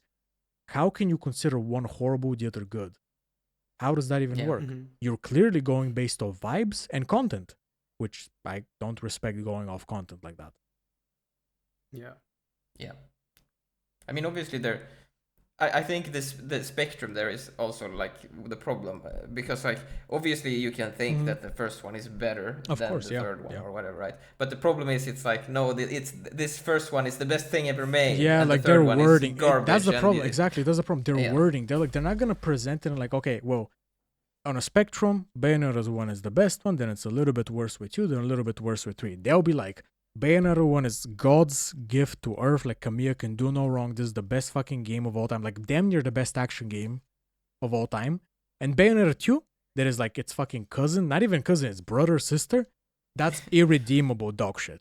Like, don't ever ask me to replay Bayonetta 2 again. It's like, okay, man. Like, I don't know what's going on in your head. I don't know how you experience games, but it scares me, and I don't think I want to know. I think you should stay away from me. Preferably. Yeah, and I think that also ties a bit into the like enjoying a game versus it being good that we discussed about in the beginning, right? Yeah. Where it's like yeah, there's no like you're right, there's no sort of how can you even say it, like they make no distinction between guilty pleasure and just a good game, for example. Exactly, yeah.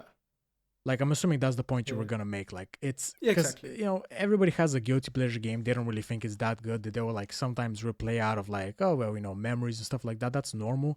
But, like, I mean, you're not really going to consider it good. There's a lot of games from my childhood that I'm fond of because they were part of my childhood, but I'm not really going to sit here and tell you that it's a good game. But they don't make any distinction between that. Like, to them, if they enjoy themselves while playing it, it's good. If they don't enjoy themselves, it's bad. And that's just so reductive that it's like, first of all, it like completely undermines the entire point of criticizing a game, because I believe that game critique is about moving the needle towards some direction and creating feeding back into the social fabric that developers create from to like make sure you influence how games are made so they can, you know, better appeal to you. That, to me, that's the point of game critique. Like, if you critique something in a game, it's because you want to see it less or you want to see it done differently. These people, like, that just undermines their whole idea, because they're like, okay, if I enjoy myself, it's good. Okay, so if it's good, you want to see it again? Well, I don't really know. Okay, like, what do you want developer to do?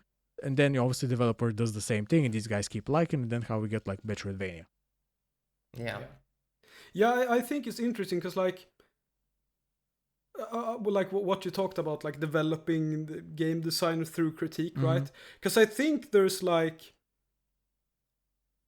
I think these people see game design as, you know, something that the game designer just comes up with. Like, oh yeah, someone just decided to have this idea and then he implemented it into a game or whatever. Yeah. But the way I look at game design is a lot more like discovering like inherent qualities that are already there. In a way, right? If that makes sense. Like, I'm exploring games as a medium through game design and like experiencing interesting things in my life through that exploration.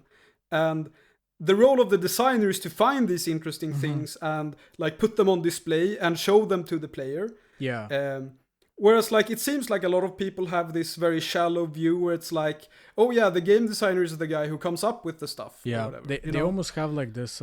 It's like this with all creation, right? Like, we don't actually us, we don't actually create anything.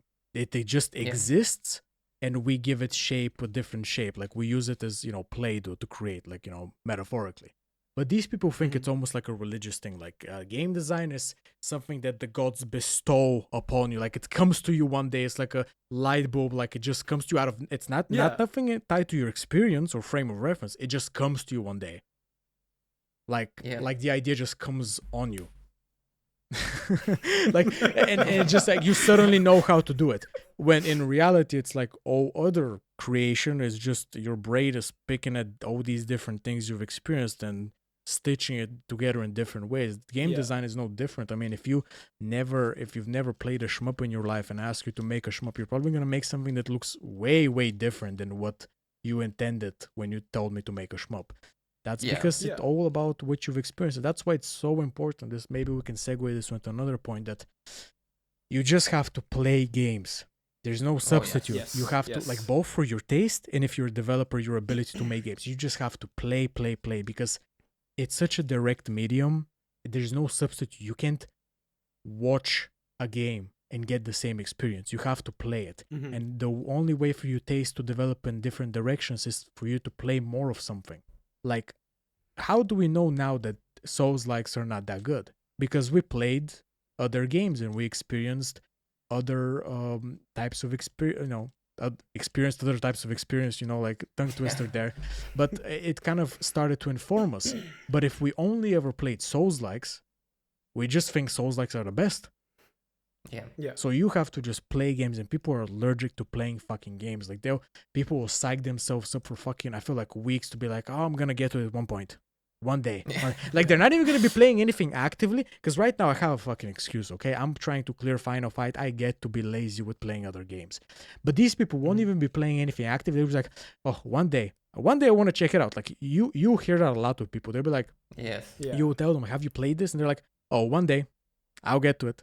I'll clear my back. They love saying back. Like, I'll clear my backlog one day. Backlog, yeah. My backlog. My God, like, this fucking backlog. Like, I'll go on Reddit. Like, sometimes Reddit recommends me fucking shit from their app on my phone, and I open it. It's like, one time I opened this like gaming subreddit, like a normie game subreddit, and they were like, in the comments, they were like, these days I spend more time looking at my Steam library than playing games. And I'm thinking to myself, holy fucking shit, can we swap lives? I'm finding myself here with no time to play a fucking game, and you're staring at your library, psyching yourself up to play something.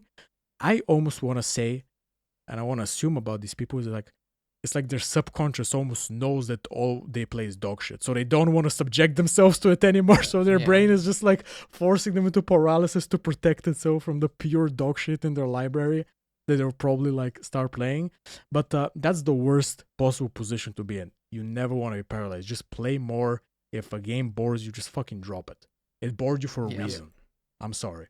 Like, because I think there's a difference between, like, for example, waiting room boredom, like when you're playing a hard run-based game, and actual boredom. When there's actual boredom, unless you have a meta reason like content, just fucking drop that shit. You've already experienced what you need to experience out of it. That it's fucking boring. That's your evaluation of it. You dropped it because it was mind-numbing. So move on and go play something else. Yeah, I also feel like run-based games have this, like, confidence. That's not the right word, I think, but like, might actually be. What am I trying to say? Like, you feel that it's beyond you right now, right? Like, and so should you push forward or not? And I think a lot of people struggle with that as well, right? Where it's like, Oh, that's a great point. That's great, because the thing is, getting into arcade games requires sort of this inherent curiosity and willingness to explore. And people will sometimes have the curiosity and willingness to explore, but when they meet resistance, the curiosity evaporates. They kind of get pushed into going into the good old comfort zone. And it's very extreme with arcade games because they're that difficult. And the difficulty is like very direct. Like, they quite literally stop you from playing the game if you don't pass this. And people like subconsciously get scared of that, and that's why you get these people who are like, I'm working on a couple of clears, but you see their playtime, they've played like fucking a Final Fantasy yesterday for 5 hours straight. Brother, if you put 30 minutes of that time into the fucking clear, you would have cleared it by now. But they're like, I'm working on a couple of clears. It's like they get, like, the moment there's a little bit of resistance, the moment they feel like they might not be able to beat it, which is basically the best feeling you can get, by the way, because it makes the end result the sweetest. But the moment they get that, they get like scared, like, oh man, I fucking cannot. Like, I'm just gonna close the game and I'm gonna pretend like I'm working on it, and the whole time I'm just gonna play something I already know. So that curiosity just evaporates. And I don't know really how to solve that. I don't know, like, what type of advice I can give. Like, just stick with it. Yeah, I don't know, me neither, because like both me and Ludwig, we're like, I don't know, like, we talked about it on the podcast as well, where it's like, you just put in 30 minutes and like you don't think about it too much, and over time like your brain will figure it out. You don't like Yeah. don't think about it. Like the brain is so amazing. It does all this stuff that we don't like Yeah. consciously think about. Where it's like, oh look, today I can beat stage 4. Huh? Okay, Yeah. cool, right? And tomorrow I That can is beat that. stage 5, right? Yeah, just opening For a some save reason. state. I don't know why, right? Yeah, just opening a save state for 15 minutes to play a section, like it Yeah, will end up exactly, yeah. contributing, but you have to make yourself open the save state. You have to make yourself, Yes. like, even Yeah. if it's scary, even if it feels like you're wasting your time, you're not.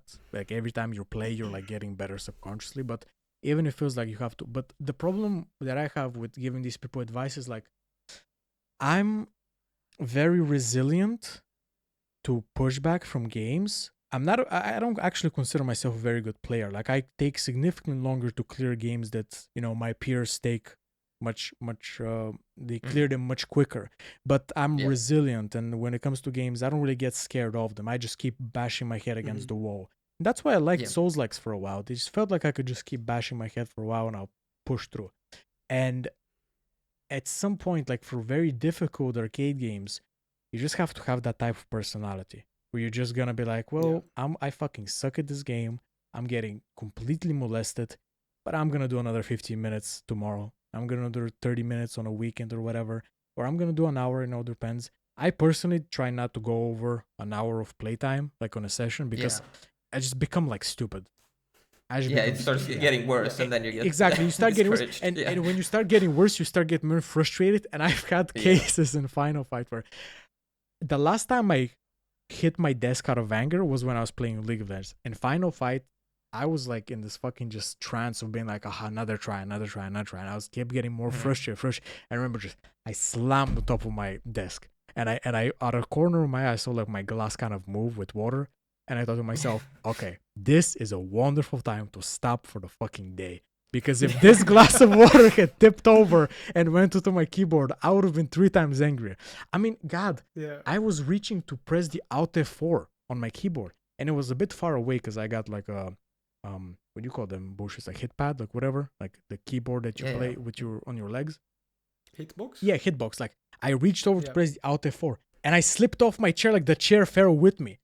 And I thought to myself, like, my God, the clear of this game is going to feel fucking like an orgasm after all this bullshit. Like, I'm slamming my desk like the water's going to tip over. Like, I'm falling off my chair for just to quit the game out of, like, rage. Like, this is going to feel amazing in the end. And a lot of people just don't have the personality to go through that, like, want it and then reach the final, like, reward at the end. And they just get scared off, and that's why we have so many LARPers. Like people were like, "Oh yeah, I love arcade. I love arcade games." I like watched 5 Mark videos in the last month. I've read all of Bokok's Patreon posts. My God, I literally follow Blader on Twitter. Like I love arcade games. And then like you ask them like, what did you clear recently? And they're like, I'm working on it. Like I'm working on this and that, and they're always somehow working on 5 different arcade games. Like my fucking God. It's so funny because you never see someone that's like, I'm working on it. I've spent 1,000 hours in Dodonpachi and still haven't cleared it, right? You'll never see that because they cleared it way before that, right? Yeah. Like no, all of these guys are working through it, and then you were like, see that they're working through fucking Metal Slug, and how much do you have to work through it genuinely? Like it took me I'm horrible at games, and it took me 20 hours to clear that fucking game. How long are you working through it?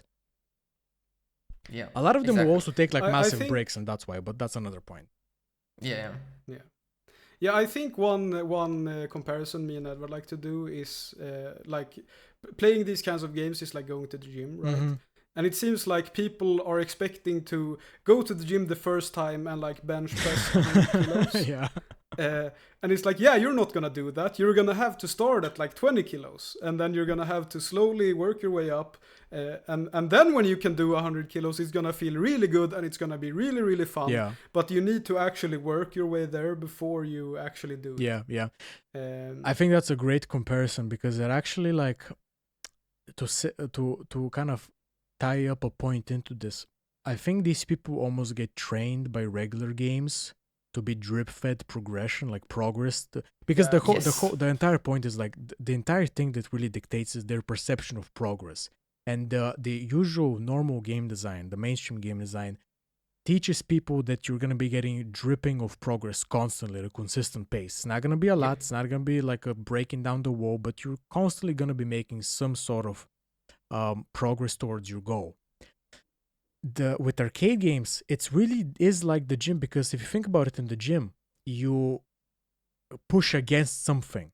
You're not doing like a manual work to just kind of go through the motion and eventually reach it. You're having to actually push yourself against the resistance. Yeah. And it's like this with arcade games, like the entire, like if you think about it, save states is no different than progressive overload in the gym, like adding slowly a bit more weight. Like they're basically the same concept. You're using a tool to make something like resistance a bit easier to handle, but it is resistance no matter what. And the resistance scares people away because it blocks their perception of progress. The funny enough, the drip feeding of progress actually also happens with the gym and the arcade games. It's just subconscious. Like when you play an arcade game, you're always getting better at every second, every frame that you're playing, you're getting better, but it doesn't feel like you are. So if it doesn't feel like you are, it's not like something visual, like a bar filling up. It feels like you're stuck. Yeah, well, I was gonna say, I'm not entirely sure you necessarily get better every frame, and I think that's one of the reasons why people have a hard time with it. Because I think a lot of the times you will like play the game one day, and then the next day you will play, and you will play considerably worse.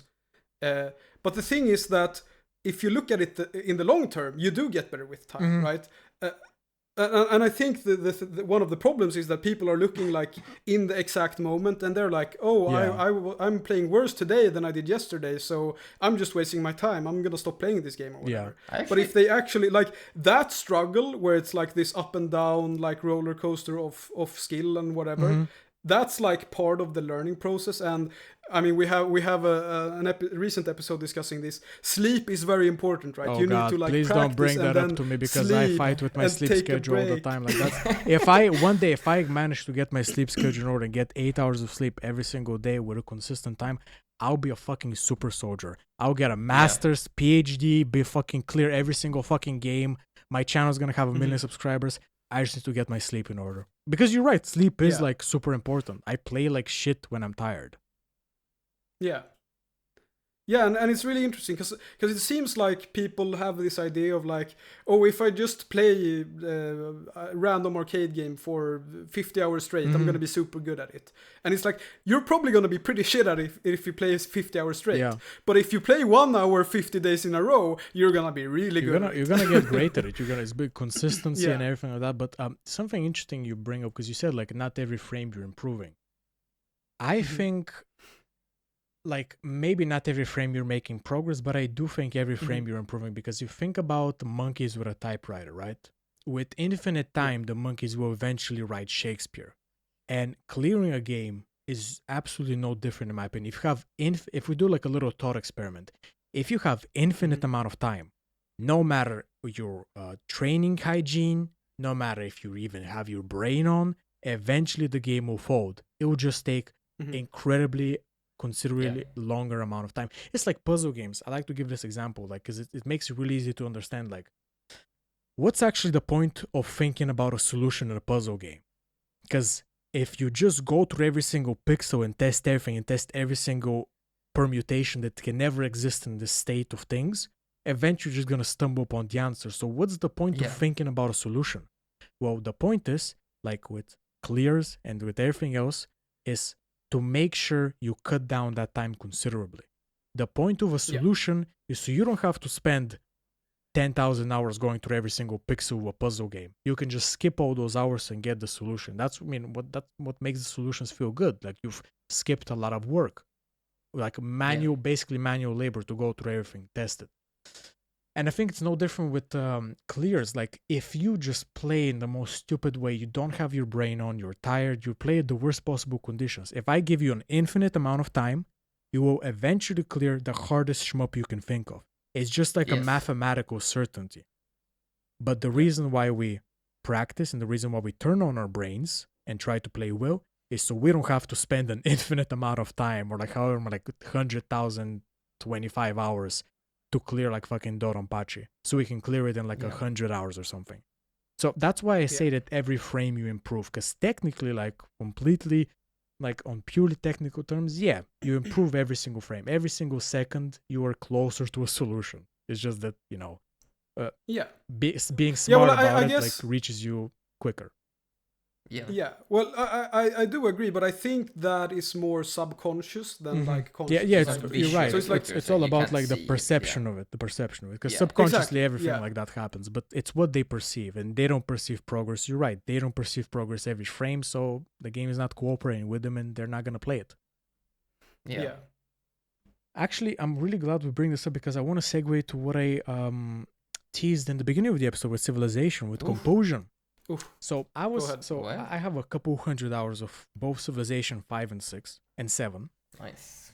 It's been something I've played on and off for years, and now I'm revisiting the series with a sort of fresh, new perspective from playing a lot of arcade games and kind of figuring out myself and things that have bothered me. Like, for example, now I know why I used to never finish games in Civilization, because at some point there's a mathematical certainty that you're gonna win against the AI, so it doesn't feel interesting to play anymore. But that's beside it. But I noticed that I still have the effect of one more turn, which is like the thing where like you just play deep into the night, just doing one more turn, like continuously compulsively until you're like finally able to get yourself off the game. That still happens to me, even with my new taste. And I think I know what it is. I think the volume, or like sort of the ratio of how you dish out friction, decision making, and resistance is what actually makes things compulsive. Because Civilization is very gradual. It's like almost feels like a numbers go up because the map is slowly getting painted. Things are slowly developed with every turn. So you don't have a specific point where the AI just fucks you in the face. And those points in arcade games are what makes them anti-compulsive, because when you lose at the last stage of Final Fight, get just completely smashed by a checkmate, you don't fucking want to play the rest of the day. You just get the fuck off the game because you're so angry. Yeah. But with Civilization, even if you're actually losing the game or doing bad, you don't notice in the moment. It's just one more turn. Things are slowly escalating. It's very gradual. I think that's what matters with Composition. It has to be very gradual. That's also probably why Vampire Survivors gradually gives you XP, gradually spawns enemies. It all happens like slowly over time. It dishes it out at a specific ratio, and that's what makes it compulsive, because you're looking for the next ratio. You never, I mean, in that case, even if you lose, you get exactly. Right? Even if you lose, it doesn't feel like a loss that's sudden. It doesn't like, you don't have a moment of like a barrier. It doesn't feel like a barrier. You just kind of slowly tumble down, and that's fine. Like we can all handle tumbling down slowly. The tumbling itself dissipates all the anger and frustration. But in an arcade game, that shit like slams a wall in your face. Like you're going 100 kilometers and just slam into a wall. And I don't know what type of fucking personality you have to be able to play an arcade game for 12 hours compulsively. You're not human. You're not human. Like you're like some type of advanced level masochist that like loves having his balls crushed. Because I don't know anybody that can do that. Anybody gets off like after an hour or two, because that it becomes too much. There's too many stoppage points. Civilization doesn't have a stoppage point. The end screen is the stoppage point. And if you lose at that point, it's like whatever. All the frustration is like at this point. It's been going on for so long, the frustration is gone. And I think that's what makes it compulsive. Yeah. That's actually really interesting, because like I have played a lot of strategy games. Like I'm a big fan of Europa Universalis 4. Oh god, like a parrot. I've played Crusader Kings 3 more. But yeah, I have experience with them. That's really bad. Crusader Kings 3 is really bad. I'm sure. But EU4 is actually decent. And I've, because of that, I've been like in the sort of general strategy gaming sphere, and so I've been around people who enjoyed Civ a lot. Yeah. So I've tried to get into Civ a few times, but it never like hooked me, and I never got this like one more turn feeling that everyone talks about when they talk about Civ. And I don't know quite why. I think maybe it's part of what you're talking about, because it's like very gradual. Yeah, it's super gradual. Like nothing happens. It's like there's you like settle your city and then you just press next turn you're like 200 times without doing anything. It's gotten a bit better now with the new ones because you can plan districts and where you place them matters. But yeah, in general, it's like you move a little bit, you plop down a city, you start moving a little bit more, exploring, like slowly getting drip fed content and like things are happening. Like the decision making is gradual. Where from my experience with Paradox games that you mentioned, I think maybe the difference is that Paradox games, when you open them, they slap you in the face with all of this information. Like it just piles onto you. You have to check all these fucking borders and all these alliances, and you have to like check all your 5,000 different stats. That's honestly what pushes me away from them, because it's a big time commitment, like very big time commitment. Like people joke about how like to understand the Navy in Hearts of Iron 4, you need like 500 hours. Like I don't have that type of time. But I respect, I respect the games, but I don't have that type of time. But I think that's what it is. It slaps you with a lot of info and a lot of decision making immediately. Yeah, I think that's a good point, because EU4, for example, is very front heavy. Like it's very, very intense at the start, and then the further you get into the game, the more chill it becomes. Yeah, I mean, all strategy games are kind of like that, in my opinion. Like the usual strategy game is it's very like it's not only front loaded in terms of like decision making, it's also front loaded in terms of information. Like you have to go through all of these. Like the most you have to read about and learn for a specific game, like a session, is the start of it, where you're looking at all the borders and everything is new and everything is like unfamiliar. Then slowly, like you start learning all the things that actually matter, and that the depth in terms of information reduces to like nothing, just like the decision making when you mathematically win with stats. Yeah, but it's not only front loaded like from like learning the game perspective. I mean, like in the run, it's very front loaded. Yeah, most of the important decisions you're probably making them in the start. At least that's what I remember from Crusader Kings. Yeah, but the thing with Civ is it feels like it's not as front loaded, right? It's like where you settle your city is very important, obviously, but then after that you have like 50 to 100 turns where like nothing really happens. It's interesting you say that. It's very interesting you say it, because I will slightly disagree, and I'm gonna tie this back into the thing we talked about. I think it's the perception of it, because funny enough, the most important turns that determine if you're gonna win or not happen in the first 100. You just don't perceive them as important because it's all so gradual. So again, it's like the practice thing. It's about the perception of it. Like if I told you and I showed you the decisions that lead to the final win at the end, you're gonna see that most of it happens in the beginning. But you don't really perceive it as so, because it feels so gradual, so slow, like it slowly happens over time in the first 100. Where like maybe something like Europa Universalis, like maybe it's a bit more front-loaded in terms of that, like it happens immediately. It's less drip fading. So I think it's about the perception. Yeah, maybe that is it. Yeah. Yeah. Another thing about the perception is, I think both overall sort of end up at the same point that I mentioned earlier. Like it tapers off at the end. At some point, like that's the big problem with strategy games. That's like probably the most important thing that developers have to somehow try to solve, is like after a certain date and after a certain turn, you're not gonna lose. You might not win in the same fashion, but it's not possible for you to lose. And that's honestly where the games get fucking boring. They get boring when you know you're gonna lose. When unless you have some like other sort of like interest, like how far can I expand these borders, like sort of like a meta decision, or like scoring, for example. I mean, we can call that meta scoring, like how far can I push these borders or whatever. That isn't really tied to survival. That can kind of push you to go past that point. But once it's certain, like once your perception, actually, that's correct again. Once the perception of it is that you're gonna win, you're bored now. Like you have nothing else to do in the game. You know you're gonna win, so it becomes like a slog almost to just press next turn. Like, come on, give me the fucking victory screen so I feel complete. I've already won this 100 turns ago. Yeah, EU4 is very similar in that sense, because like everyone who's good at EU4, they do like crazy challenge runs, because just doing the normal game is like it's interesting at the start, and then it's like super trivial, basically. And you start noticing patterns. In order to have the you start noticing patterns between games, and the better you get, the more you know from earlier. You know you're gonna win when you see all these like factors. Exactly. Yeah. So like you have to do these crazy challenge run things, for the late game to actually be interesting. Yeah, it's the same with Civ. which- Like it's a lot of like at some point of skill, you have to purposely handicap yourself into certain directions. And I'm really happy we got to this point because we can tie it back to what tends to happen. If you're a strategy game developer and people consider your last game very good despite this issue because they've all started challenge running it from playing it for so long, what's the point of solving this issue? To those people, it's clearly not a problem anymore. They've started challenge running it. They have just as much fun, so why even bother solving this problem?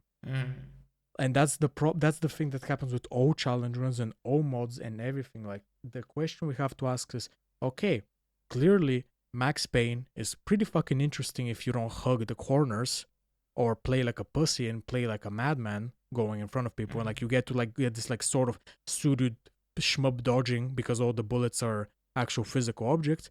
But that's like obviously can only be revealed through a challenge run. That's good and all, and it's a lot of fun. But if you praise Max Payne the game based off that, why the fuck would Max Payne 2 make sure you can't hug corners? What's even like if you're a developer, like it's just, I feel like it's basic human logic. Like if you don't have a problem with this, why would I fix it? If you're completely fine with ignoring it. And that's why people get really mad at me when I talk about challenge runs. Because I'll do them myself. Like speedrunning is probably a lot of fun. But I believe that if you speedrun Mario 64, you're playing speedrun Mario 64. You're not playing Mario 64. It's just the reality of it. Because if you are playing Mario 64, you're dooming every future Mario, which is probably what happened. I have not played the series, so don't ask me. Yeah, well, I feel now I'm gonna say the controversial thing instead of you, Blader. I feel like speedrunning is a bit of a crutch for like games that aren't that interesting, right? Because like it seems like people are trying to find something that's deep and interesting in these games, but there isn't like quite something there, so they kind of invent their own framework to make it interesting. If that makes sense. I think what happens is it's completely right. Like most games that get speedrun aren't really very speedrun potential heavy. Like they're not that interesting to be like, for example, okay, Quake is interesting to speedrun. In fact, I think it's like the original speedrun game because it has like all this 3D geometry and things like that, and you have like bunny hopping. Mario 64 is interesting to like speedrun because of all the shit with it. But there are some other games, like I've seen people speedrun some fucking bullshit. And they'll do it for 150 hours. And I think to myself, you aren't actually doing this because you are super interested in the speedrunning. You're doing this because you just want to play this for longer. And for some people, it's like they love a game and they want to extend their time with the game for longer. So it almost becomes like it on the surface, it looks like they're doing it for the speedrun. But if they were, they'd be speedrunning better games. They're doing it for the game itself. Yeah, I think I saw, I don't know if it might have been Games Done Quick. I saw someone do like a speedrun for Expedition 33, which is like, what the fuck? Why would you speedrun that? How fast can you parry? How fast can you parry? Like you're saving seconds for each parry by not waiting for the fucking window. Yeah, it's like this super long story RPG. Why would you speedrun that? Yeah, like I've seen that. There's I'm telling you, like when I say some bullshit, like people who speedrun the most random fucking shit that is not even that's why I question when people say like, oh, I like challenge runs because it shows that some games are conducive to challenge running. You have not spoken to the average challenge runner. They'll challenge run some bullshit. Like they'll challenge run things completely randomly because it's not, for a lot of people, it's not really about the challenge run. And it's not about extracting more interesting dynamics from the game. It's just about playing the game for longer.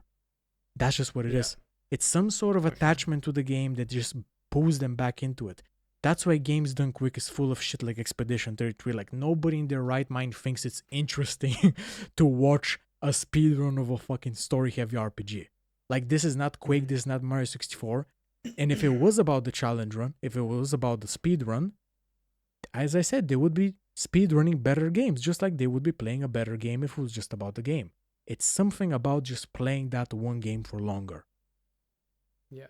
Well, I also think that it's like I think there's something there in the sense that like people want the game to be deeper, but it isn't, so they speedrun it, right? Yeah. So it's like they're actually looking for a deep experience, but the game isn't providing it. Yeah. So they resort to speedrunning, kind of. Yeah. Like, I mean, it's like, again, like they have some sort of for whatever reason, they have some sort of attachment to this game, and they want to get more depth out of it. And yeah, they Exactly. like do speedruns and speedruns, and I guess challenge runs in general. Maybe there isn't even a point to make a distinction between a challenge run and a speedrun, because they're functionally the same thing. It's just a speedrunning is so fucking popular. It's like its own thing. Yeah. But like, for example, like I'll do a challenge run of Ninja Gaiden 2 if the challenge run is interesting enough, because there's, you know, for example, no UT, because we all know how horrible UTs are, and like I think everybody's at this point, everybody who's, you know, knows what they're talking about has pointed out how fucking shit they are. And it does become a more interesting game without them. Now, but the people, if you like challenge run, like some story game, it's not even about the gameplay in that type of game. Why are you like trying to get more depth out of the game? Just go play a deeper game. Just go play a deeper game. Genuinely, you're not extracting anything interesting. Yeah, because in the Ninja Gaiden example, right, you're still playing Ninja Gaiden. You're just you're still playing. You're just a little bit. Right? Change the rules a little bit to bring out a little bit more like interesting depth. Now, this depth, I'm not gonna sit here and claim that it actually exists. It's really all in your mind, because this challenge run does not exist outside of the game. It's just in your mind. But it is interesting depth, and at minimum, it can serve to show it to people for developers, for example, so they can see like, oh, this is interesting. We can develop that concept. Yes. Yeah. But like, there's some games where like, I'm trying to think of the most bullshit fucking example. There are people speedrunning like, you know, old like point and clicks and stuff. Yeah, like what's the point? Like I saw like somebody did like a speedrun of a Clue game in 0.002 seconds. Like, what's the fucking point? You probably sat there for more than an hour figuring it out. What was the fucking point of the speedrun? Yeah. Well, I mean, then we get, what's the thing? The thing with challenge runs is speedruns, they're almost inherently social because they're in your head, so you can share it with other people. So you kind of get this like community aspect of it, of like, oh, I want to be the first to speedrun this, or I want to be the first to get a world record on this. So to give them a little bit of credit, to not rake these people through the code too fucking hard, they have like a meta sort of social reasons to do this shit. Yes. I still think it's a waste of fucking time.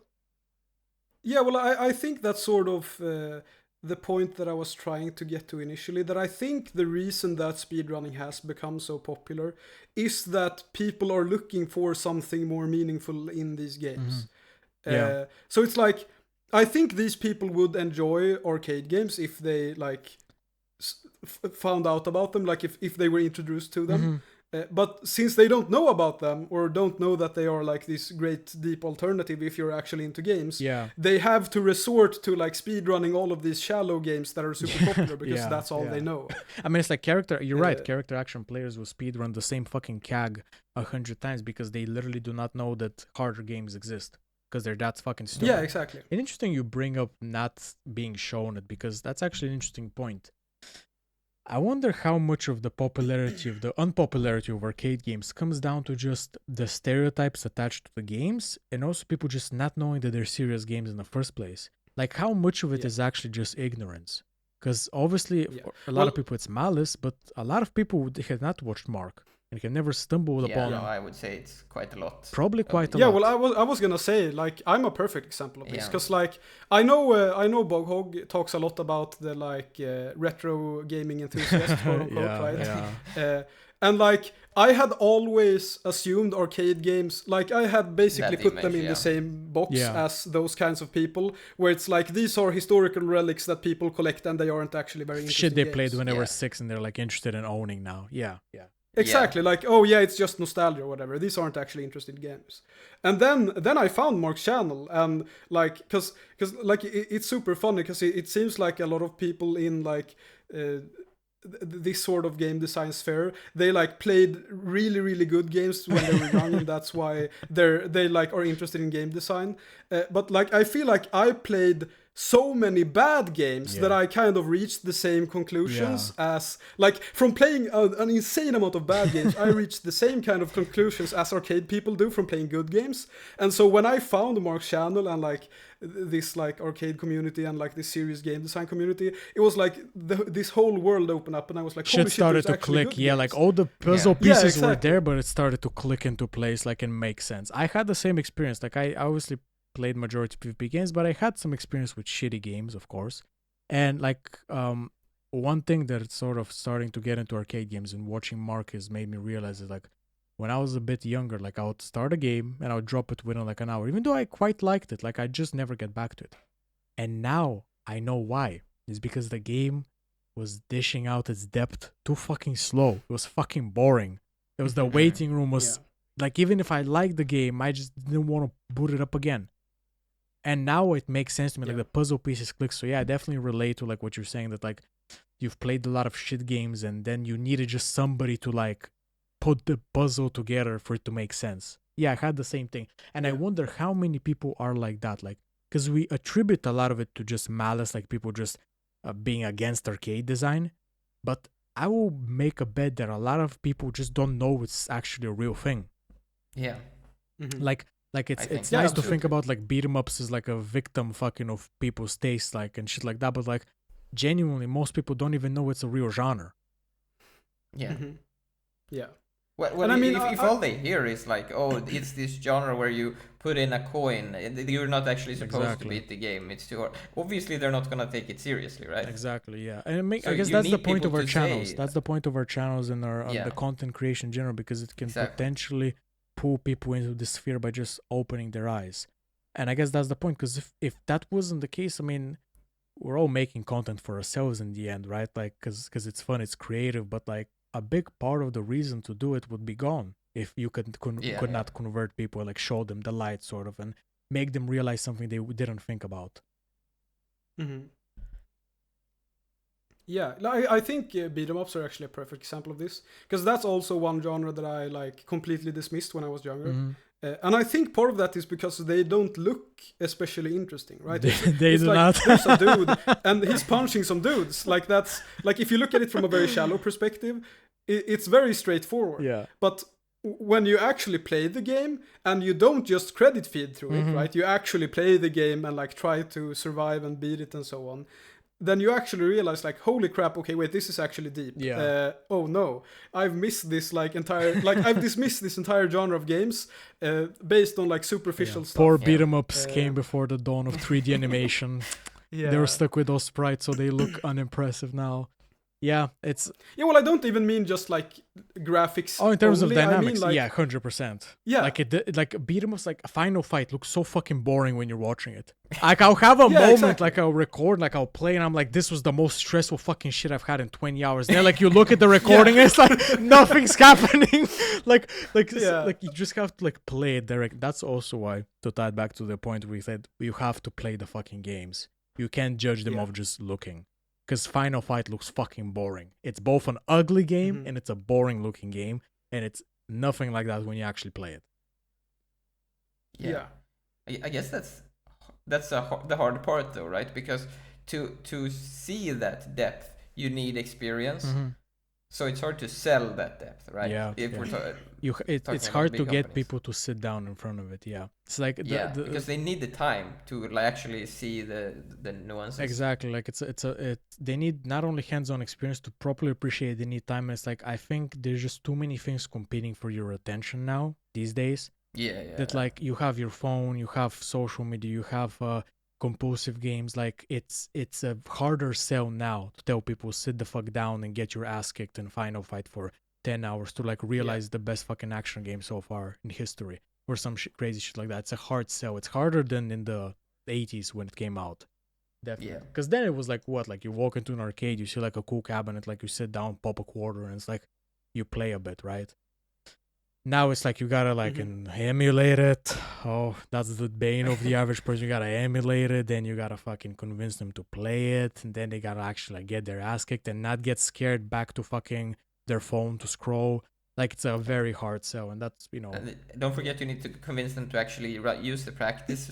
Oh, mode, yeah, or like, like the please. save states, because they're gonna keep. No, I'm gonna play from the start. It's like, Yeah, no, don't I play used from the to be start. just like that. Play the part you. I used to be just like that with Devil Daggers, and then for a while I thought to myself, my favorite is when I go from the start. And okay, if I have to be completely honest, to be the devil's advocate here, if I had infinite time, I had no other aspirations in life and things I wanted to do with my time, I would 100% clear every arcade game from the start to finish without any practice at all. Yeah. Because I believe that in the end it makes the final feeling sweeter. Because you've gone through, you've put more time in it, it feels more holistic because you've never skipped through parts. Like Bokhok says that practice modes make arcade games be approached non-linearly.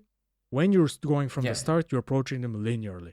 And I think linear approach is a lot more time, in some harder games, a lot more time, but it ends up being more satisfying in the end. But again, like everything else, you have to compromise. I don't have 300 hours to put into one arcade game. I want to play other games. I want to make videos. I want to do things with my life. Like, I don't have the time. So we compromise and we do the next best. Yeah. Yeah, I think another reason I recommend people to do practice, and for me as well, is that maybe this is different for you guys, but for me it's actually less pressure to do practice, right? Especially for new people, I think I think you feel more threatened by the game or whatever. We talked about earlier, right? Where like, oh, I'm never beating this or whatever, because you feel less you're actually doing the run, right? Whereas if you're just grinding stage 4 of a game or something, well, it doesn't really matter if I beat it or not right now. I'm just grinding it so I get to know it, right? So it's less pressure. I mean, you can take it in like chunks. Like, I genuinely, like as we mentioned, like you can play 10 minutes of a shmup, a certain section that's giving you trouble, and you would have genuinely used up your 10 minutes of good time. And 10 minutes is what, like a break at work. Like that's how long 10 minutes is. If you play for 10 minutes an arcade game, like seriously play it for 10 minutes, like you valorized your minutes properly. Like it feels like you've played the full game. And it's especially because the waiting room. And the thing is, the waiting room you can't avoid. You can only minimize it, because at some point you're gonna get better than a section, and the moment that happens, it's a waiting room. So I mean, if you want, you can reduce the game down to 5 seconds, but you're gonna have to reduce it to that point, because I believe that the waiting room, like a section that you're already mastered, having to go through it in a run-based game is inherent. You can't avoid it. Even in the hard, like you guys have played fucking hard games. Even in the hardest of games, you get really fucking good in the starting sections, and there's no way to avoid it. There have to be pieces that are easier.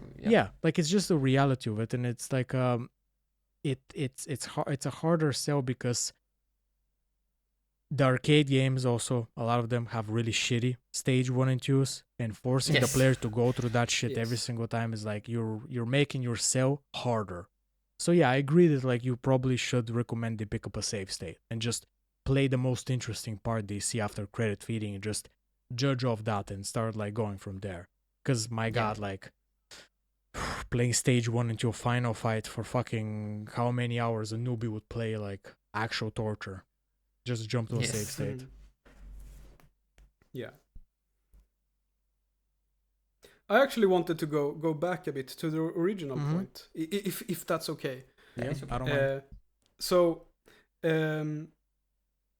about like, you actually need to play games to understand them, because I think this is like somehow it's seriously underrated, like within game design circles. And I think you can see that in a lot of modern game design. This is something me and Edward discuss a lot on our podcast, because like a lot of games nowadays are very focused on like novelty. It's like, the classic example would be the genre blend. It's like, oh yeah, this is a Metroidvania farming sim or whatever, and that's like novel and cool and whatever. And I think the reason that this approach to design is so popular nowadays is because designers don't actually engage deeply with games. Because if you actually engage deeply with games, you would see that, okay, mashing up a Metroidvania with a farming sim isn't actually that the gamers get it faster as well, right? Because they're engaging deeply with it. Like if they look at something like Pragmata, right? For example, it's like, oh look, that's a perfect it's example. Like a third-person shooter, but it's actually this innovative thing, because you gotta like kids game puzzle on top of it. Look, isn't this cool? Yeah, It's like, yeah. no, that's very surface level and very uninteresting actually. But you get it immediately, right? Yeah, well, Yeah. like if the designers, I'll put it this way. If you take the designer of Pragmata, the director, and you shove him in a room and tell him play through Pragmata 10 times in a row, he's really going to understand a lot of the criticisms. Yeah. And the thing about novelty is like, novelty has the least standard of anything because it's all about, like, for novelty to be good, like, technically it just has to be new, which is inherent to it. Like, it's like almost baked into itself. So there's really literally no standard for what's a good novelty. So it's like it's very easy to reach for that. Like, especially to tie it back to even earlier point, we talked about the lack of framework and the lack of rules and any sort of boundaries to help you make games. If you don't have any guide or direction to go, you're gonna reach for the easiest thing to pull off, and that's novelty. Yeah. That's the like. For example, think about the Wario games, like that. You know, the WarioWare game. Like that's like 100 like shallow games, one after another, just based off the novelty of seeing them for the first time. That's what you're gonna reach for, and then go from that. You're gonna like shave and put onto that. That's the only design standard framework you have now is novelty, and every decision you make is informed by this need for novelty. It's not for depth, it's not for cohesion, for anything like that we might consider important. It's novelty. So that's how we get with disposable games like Pragmata. Yeah, but there is one part more to this, though. I don't know if we have discussed it on show, Ludwig, but you have mentioned it to me before, which is a concept that's actually not from games, which is, I don't remember what it's called, right? But it's this like value added concept. You know what I mean, Ludwig? Yeah. Where like people will look at, in this case, a game, right? And see, look, it's more than the other game, and therefore it's better because more is better. Yeah. But they will not question, you know, is it actually better if there's more? Like, what did we lose by adding more? Did I say it? Yeah. Sort of. Yeah. I think it's like, I think the original thing I read it about was like social media. So he was like criticizing people who like said, oh, but you know, with social media, I can like keep up with my friends from high school or whatever. And like, yeah, sure, that's value added to your life. But is that value added in comparison to being addicted to social media and wasting your time on social media, right? So it's like, it's this thing that people tend to just look at the positives of something and not look at like the trade-offs of it. Yeah. I think it comes down to, so people have, in general, the first way they evaluate games is like from just a market value perspective. Like, how much am I given for this? How much am I paying for this to like get this experience?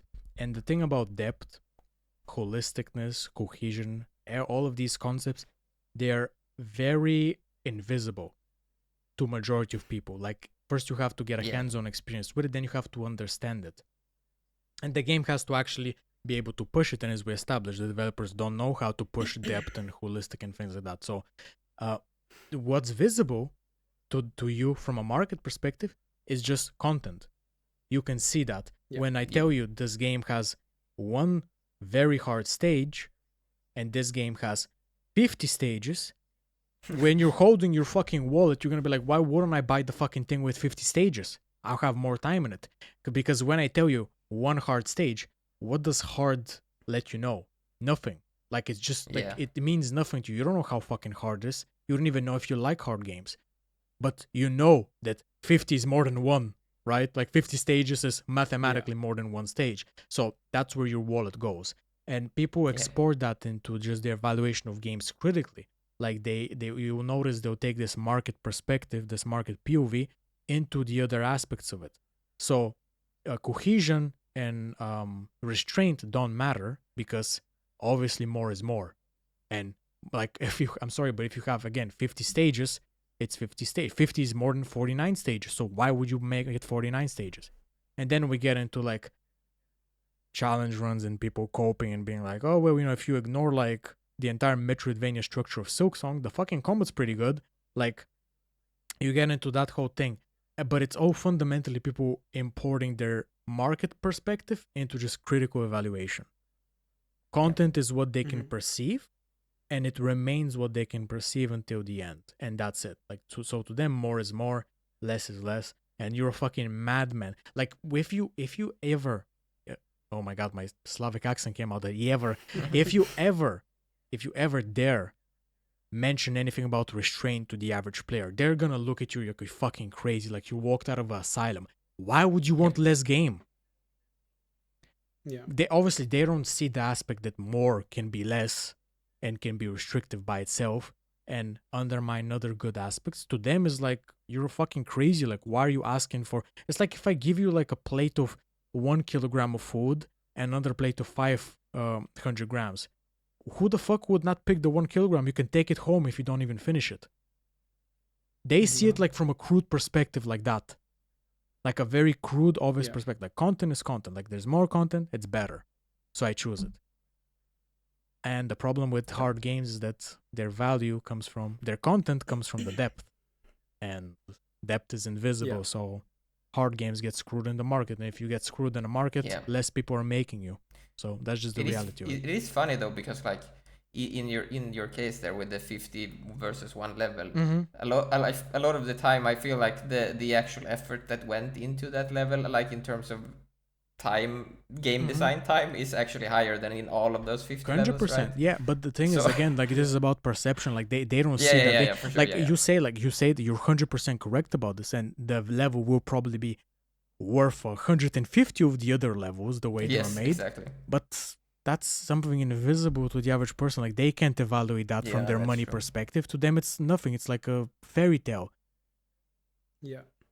I also think it's like, I don't know what you want to call it, a cultural thing, but like if you look at something like Devil Daggers, again, it's like you spent, what was it, 140 hours in that game. Yeah, and that game is 500 seconds long technically. Yeah. So it's like, you know, you say, oh yeah, it's 1 level versus 50 levels, but maybe that 1 level takes 50 hours and the 50 levels take 2 hours, right? So it's like, even from that like content perspective or whatever, there's actually more quote unquote value for money in the 1 level, but people don't see it that way because they don't see difficulty as gameplay. It's like tied to an invisible aspect to them. Like, you're very correct to say that depth is, if we look at it crudely, like from a non-art perspective, depth is just the multiplication of base. Like, okay, so like if quite literally, like for a robot, it takes to get from A to B, depth is like multiplying that by however many. Like, that's the end hours, how long it takes to beat it. But even that they can't see because it's tied to an invisible thing. Depth is invisible. Like, they don't value it. They don't see it. And even if they saw it, they don't value it, because some games are actually hard and they do push them. In that case, they can't ignore it. But they don't value it. To them, novelty is the most important thing. And novelty and what they can, to connect this back to an earlier point, what they can import from other mediums. So visuals, music, aesthetics, themes, things that are, you know, or they're good to have in a game, but they're not the game itself. It's just extra complementary. I like to think of it as like planet systems. Like, you have the sun, which is the gameplay, and then all the other aspects are just rotating around it. That's how I like to view it. That's because it also, you know, respects that there's value in a game looking good, there's value in a game sounding good, but it cannot be the sun. If it's the sun, it's bad. It's a bad solar system. It's shitty. It's gonna die in, like, instead of billion years, it's gonna die in 1 year or whatever. Disaster. Yeah. Well, I feel like this also ties in a little bit to one very good video you made. What's it called? Like, difficulty is not the point. I think that's an early one. That's one of honestly kind of a shitty video, but I'm proud of it because it was something that I hit on quite early. And I feel like that's something that a lot of people really don't understand, and that's something that I especially get when I like discuss games with people in real life. Like if I talk about games with my colleagues, and I like, usually I'll try to like keep it very shallow or whatever, because I don't want to get into I don't want to reveal your power level. Like, last time I reviewed it, like the guy at work was like, you mean like those like the games that take your coins, like the quarter munchers? Like, what? So I've learned my lesson. But sometimes you'll kind of like skirt into the topic of like, oh yeah, I like really difficult games or whatever. And what I notice is that these people, they're always like, they always see difficulty as this like, oh yeah, you just like difficult games because you want to be cool or because you want to be a macho guy or whatever. And You're it's hardcore. Like, no, like, yeah, exactly. It's like, no, I want the difficulty because it's more interesting. It has nothing to do with me or my ego. Even if nobody knew I played hard games, which in reality, like outside of the internet, nobody does. I would still play them. Like, so it's not about me looking hardcore or being perceived as so. It's like, yeah, the people do that. They'll say like, oh, you're just like, this guy is just like, he's niche on purpose so he can play hard games so he can look hardcore to us normies. No, that's not the case.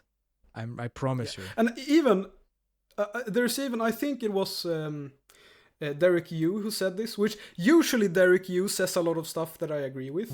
I think he's a good designer. Spelunky is an excellent game. But this is one thing where I actually disagree, which is that I think he coined the term that like difficulty is like spice in food. Which I don't agree with whatsoever. I would actually compare difficulty to flavor in food. I mean, think about it this way. Even if you have an interesting system, if that shit doesn't even like give you any problems to solve, then it's bland, right? Like the food analogy is like bland. There's no point. Like even like the point of these gameplay systems is to present problems for you to solve. And if it doesn't present a real problem, then it's like doesn't serve its purpose. Like it's no point. It's no flavor. It's bland. Like I like that you use the word flavor because it really makes sense. Like without any sort of difficulty, and then we're gonna get obviously after that we're gonna get into like quality of difficulty. But without any difficulty, it's just no flavor. Like it's bland. It's just bland food. Because like usually the argument is presented in like, oh yeah, some people prefer their food a little bit spicier and other people prefer it less spicy. But it's like, no, it's like if you don't have difficulty, you don't have any flavor in your food. You have like a dry like flavorless cracker compared to like Michelin star filet mignon. Well, some people prefer like, crackers over filet mignon. I don't know what to tell you. Like, and we can't help those people. They can eat their crackers. Like that's fine. Go in your corner. Just don't speak to me. I hate that analogy. Like it's some people like a little bit of spice, some others, because like I'm assuming that's probably the case for story people, right? Because technically, like they're like the challenge doesn't matter, right? It's just the story is the point. But like I don't think, because if you look at how people play games, a lot of time they will subconsciously challenge run. They're not gonna do the path of least resistance that we will do. They're gonna fuck around, and fucking around is making the game harder. So you're technically increasing the difficulty subconsciously. So somewhere inside you, there's a desire for challenge. You're just not very aware of it. And you think that like, you know, you have some sort of chip on your shoulder. But the fact that you're fucking around and you're not optimizing as much as you can means that like you're enjoying the difficulty that comes with it. So I don't believe in that spice analogy. To me, that's bullshit. Like I like Derek Yu too. Like I haven't played Spelunky. I have no idea if it's good or not. Like Bulkhog likes it well enough, so it's fine. But I like most of what he says, but here I think he misses 100%. Like it's not quite like spice. I would say flavor. I'm not 100% sure if it was him, but I think it was. And maybe he didn't invent it, but I think he said it once. So maybe I'm completely wrong and you can call me out in the comments. But it's fine. In this podcast, we're just putting words in people's mouth. Like Boko hates Mario 64. He thinks it's horrible. And he personally told me that if you've ever played Mario 64, you're a piece of trash. Okay? So sorry to tell you. For any 64 fans here. No. And to segue from the difficulty point, let's talk a little bit about the challenge of the quality of difficulty, because that matters a lot. Because what people do is people tend to be like very reductive about things. Like they think a game is about any single value, when in reality the game is really about balancing different competing values. When difficulty, people say, okay, well, if you like difficulty so much, why don't you just like play a game that does not let you win at all? Or a game that just kills you randomly with a percentage every 5 seconds. Whereas like, I have an easy answer to that.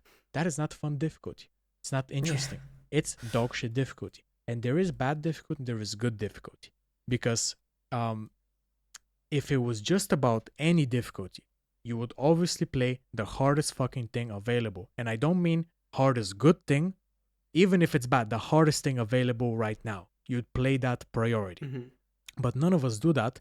We tend to stick with good games that happen to also be hard. They're partly good because they're hard. So there is a balance of values there. If you take any single value to its extreme, the game becomes bad. If you have too much depth, becomes incoherent. Like you don't even know from where to start with the problem solving. If the game is too difficult, it's like the difficulty it's just difficult for its own sake. It becomes shit.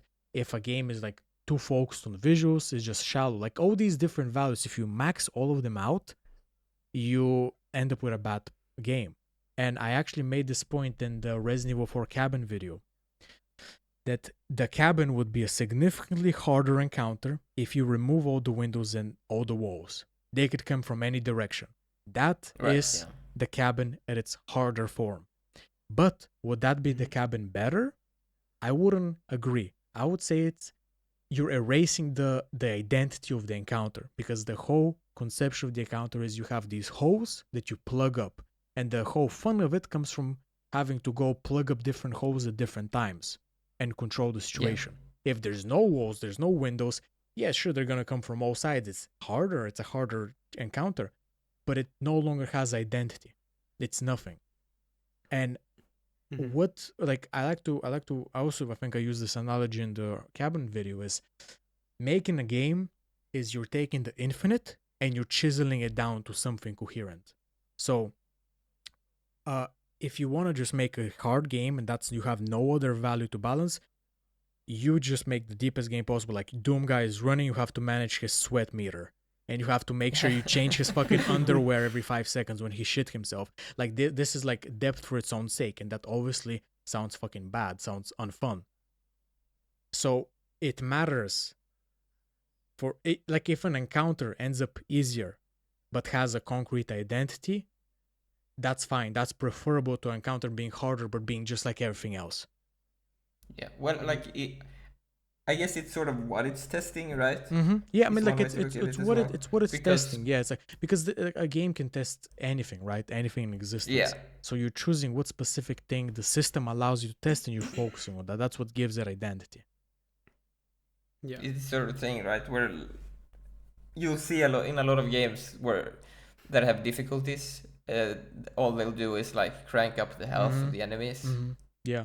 And then it's like, well, okay, that like it's actually, well, in that case, I guess it's not even all the time making it harder. It's just making it take longer. So never mind. Yeah, I mean, actually, you're right. It's a great example of what we discussed a second ago, which is just bad difficulty. Like the reason why it's bad is because the system is not becoming more interesting. Exactly. You're just pumping up the same dynamic, just pumping its numbers up. And most of the time what this leads to, like, yes, sometimes obviously all games are changing values, right? So some pedantic motherfucker in the comments gonna be like, well, technically any change you make is changing like values and stats here and there. Like, fine, man, yeah, technically, like if you want to be fucking useless, yeah, let's talk about that. But what I'm saying is, like, you're just giving more numbers to the dynamic, but that doesn't change it. If it's a boring dynamic, it's a fucking boring dynamic. And you can make a boring dynamic even worse when it takes 5 more minutes to complete. Yeah, for sure. Like God of War 2018, where its hard mode is just super armor and buffing HP numbers up. It's like, okay, I already found it fucking boring when they were dying in 4 hits. Now I guess I'll find it more boring when they're dying in 500 hits. Yay, difficulty. Like, I'm here for the difficulty. That's how you know that you're not there for the difficulty. When shit like that doesn't appeal to you. Yeah, because I guess there are people that are there for that sometimes. There's 8 billion people on the planet. There's probably somebody there's probably somebody that loves crackers more than Michelin star meals. Like, we can save them. We can save everyone. Not everybody can get a Noah's Ark. Like, you have to, at some point, you have to accept that a lot of these people would drown in their own taste. Well, I mean, going back to like what we talked about earlier, it's fine to enjoy a cracker. True. But if I say that I prefer a Michelin star meal, then you know, there's probably good reasons for that. Yeah. Like, there, like, people will be like ridiculous, be like, oh, Blader doesn't like anything. He does not like playing video games in general. But like, okay, first of all, I can enjoy a bad game. I can enjoy a mediocre game, and what I put out as official evaluation of a game is one thing. That's what I put that out with a purpose. like with a purpose to steer people's opinion towards the direction, you know, and turn developers like actions. When I'm just talking about my personal enjoyment, yeah, I'll challenge you on a fucking game if it becomes more interesting. Like, fine, it's just not gonna be my evaluation of the game. Like, I had fun with Max Payne. Like, I found it entertaining. That's why it's a 2.5, not a 1. I fucking hated Ninja Gaiden 4, so it gets a 1 out of 5. Yeah. I try to make like a distinction between my personal enjoyment and critical evaluation, because as you said, like, if you don't have any distinction between the two, then guilty pleasure doesn't exist. And I think we all have played something out of guilty pleasure, right? Like, because we know it's bad, but it's like interesting enough to hold your attention. So like, it doesn't make sense. There has to be some distinction between what you just turn your brain off to enjoy and your actual critical evaluation when you spend time thinking about it.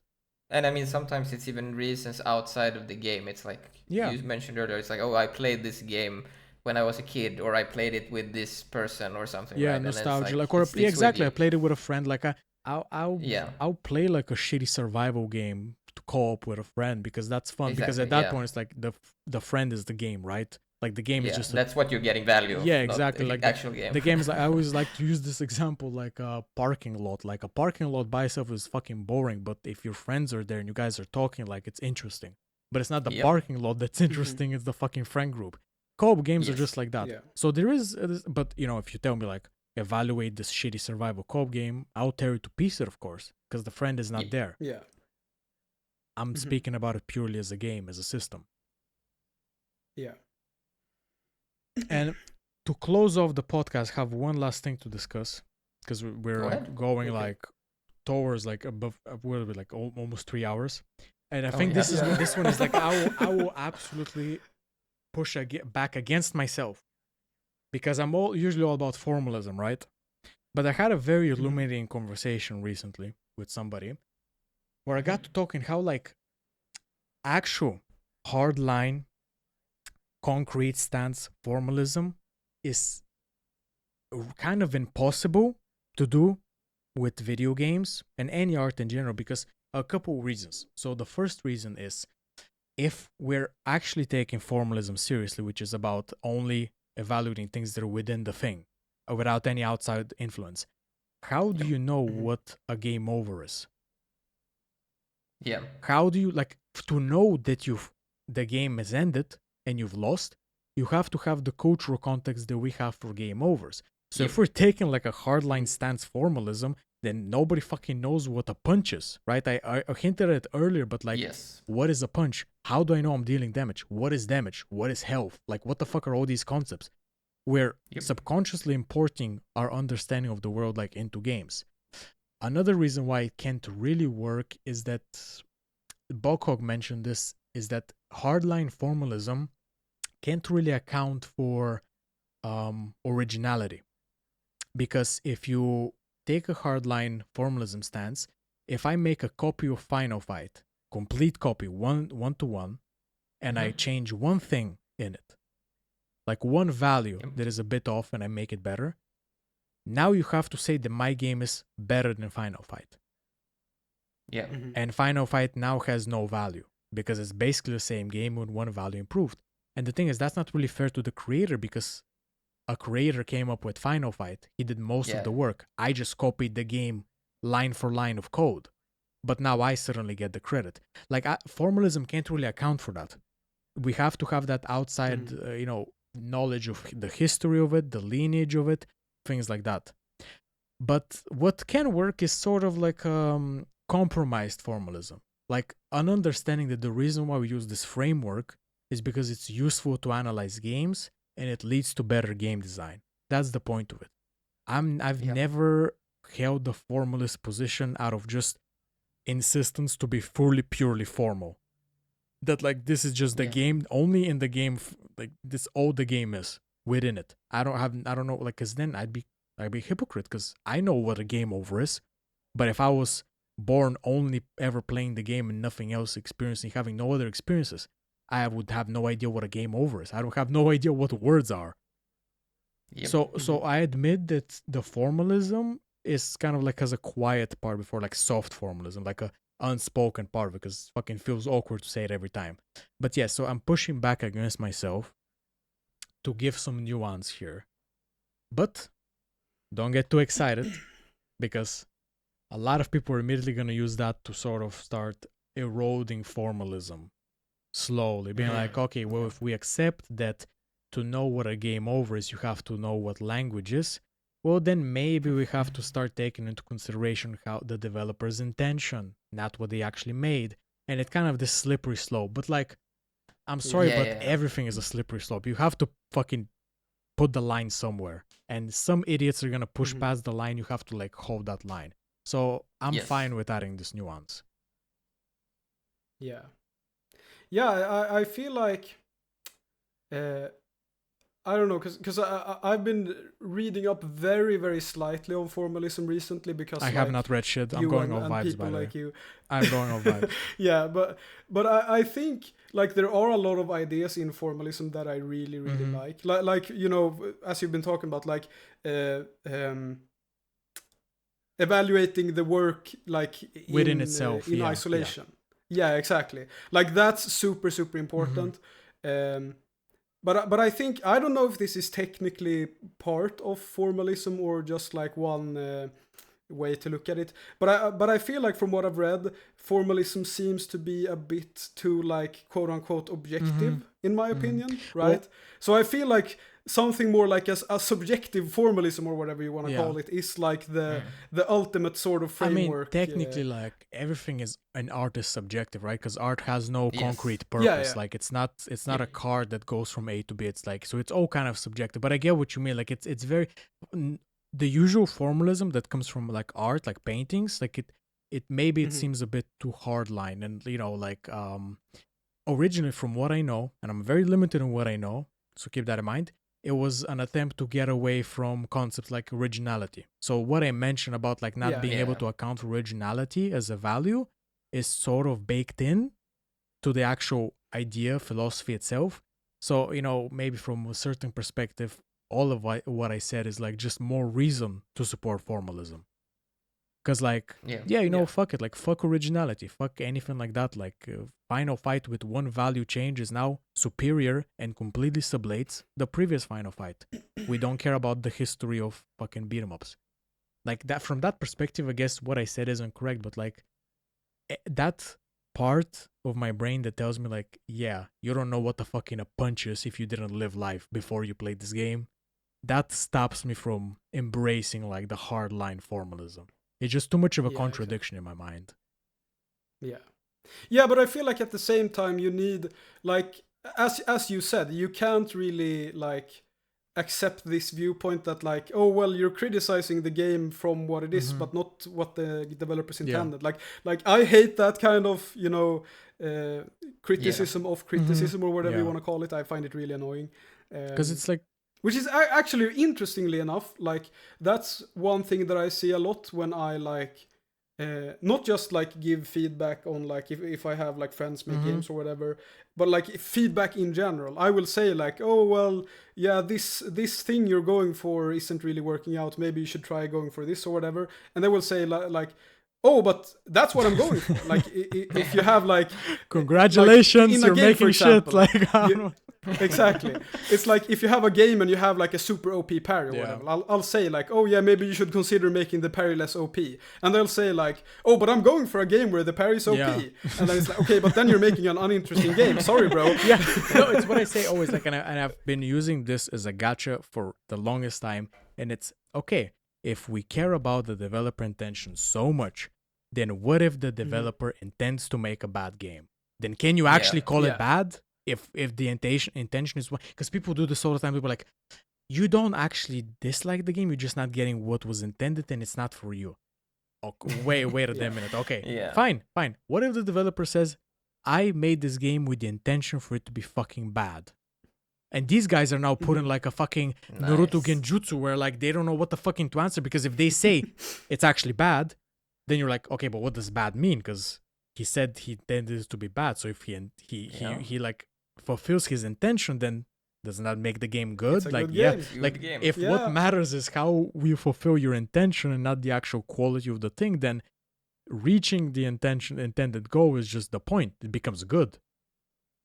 So if I make like actual torture in game form, and I was intending to make it torturous experience, then I'm sorry, but it's a good game and you cannot say anything otherwise.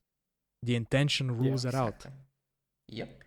So yeah, like that's they can never answer. They always just stop answering. They like pivot to some other dumb position, like move the goalpost. So that's like an immediate win on that part. It's just a stupid, because people do it, to tie it back to an earlier point we made, is like they're attached to the game and they don't really understand it. There's a very deadly combination, being attached to something that you don't really understand or know what's good about it or what's bad about it, because they start like all vibes just coming up with random shit like, oh, well, it's actually not bad because it was intended to be like this. Okay, what type of point is even that? Like, okay, it's shit then. I think also, from another perspective, I think it's also these people are trying to like actually objectively define what a good game is. Yeah. And like if you want to do that, you need to like, because, you know, like saying that super OP parries are bad, that's like my subjective thought, right? That's my opinion. Like someone could think that it's fun to have OP parries or whatever.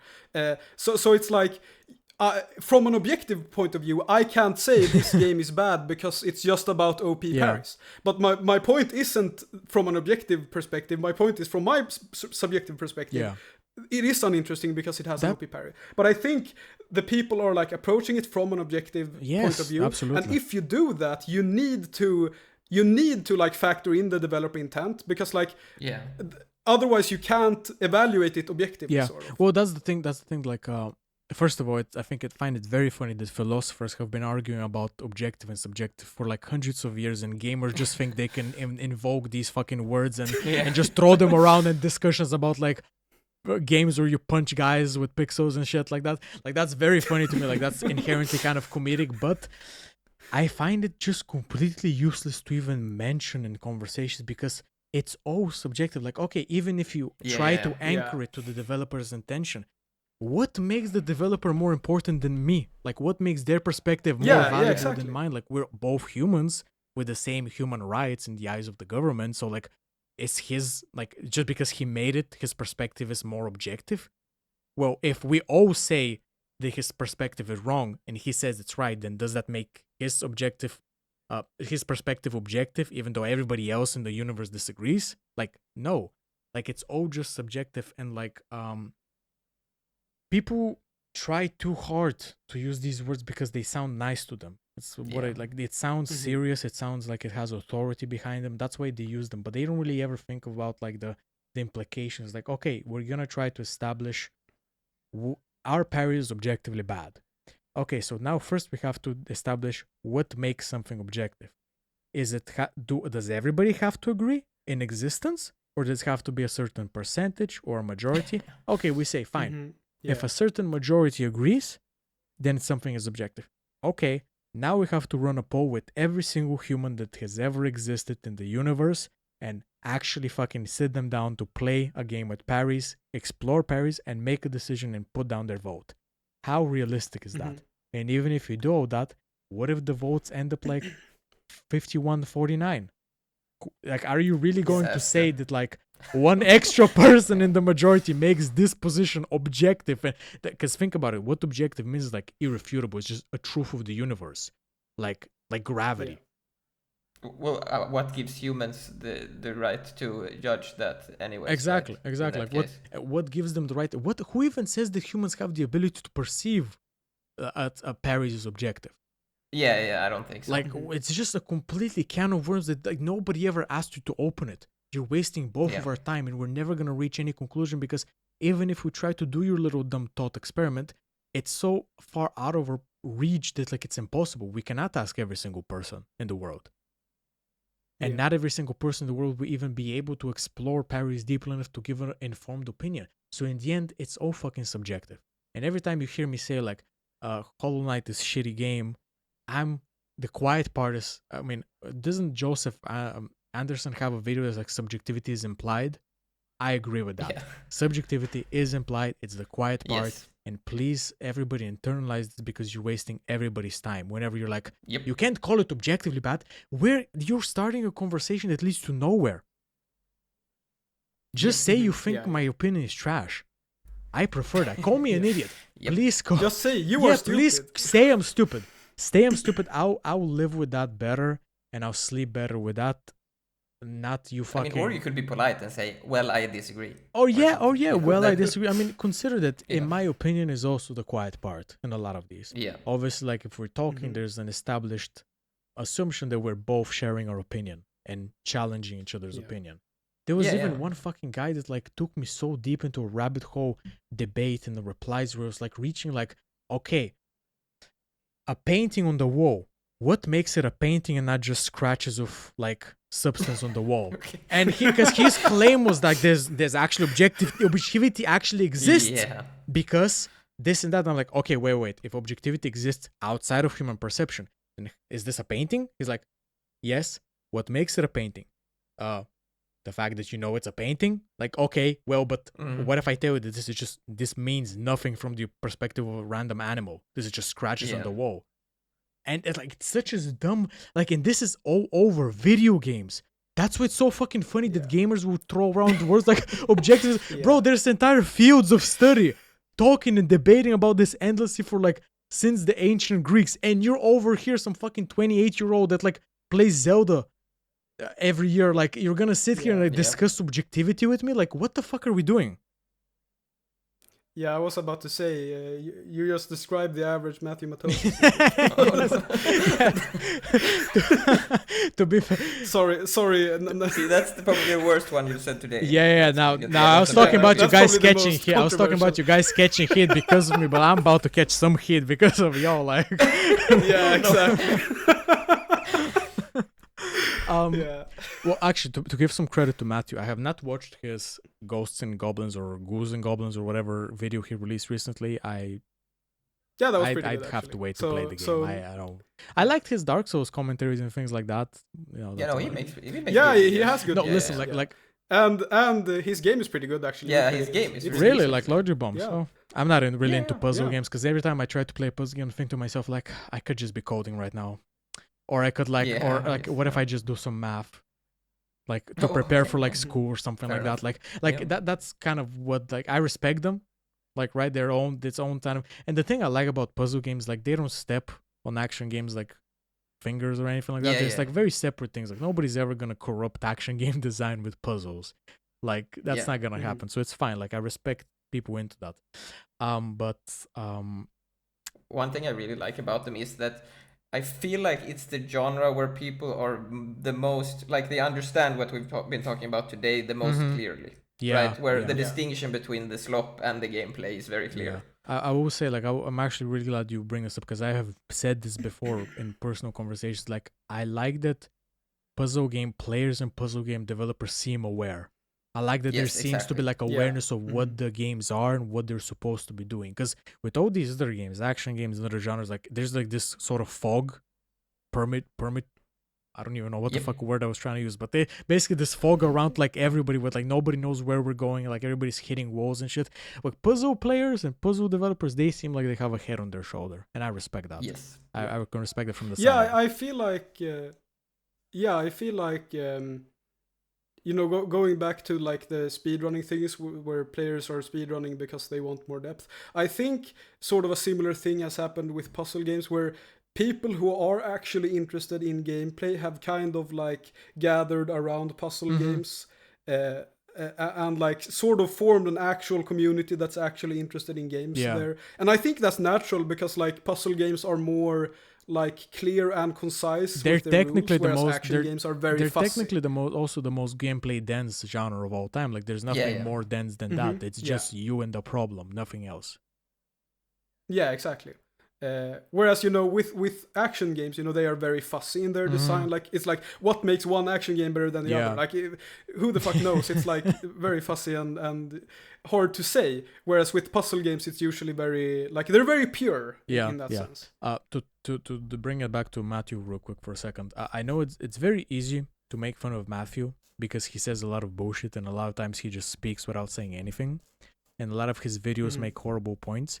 However, you have to keep in mind this is very depressing. He's like top 0.01% of gamers in terms of actually using his brain to like explore game design. Mm-hmm. It's like it's fascinating that like he's basically the best you can get once you venture out of like our circle here of people, like of known creators and stuff. Like that's the best you're gonna get. The average gamer is like so many 100 IQ points lower than Matthew. It's insane.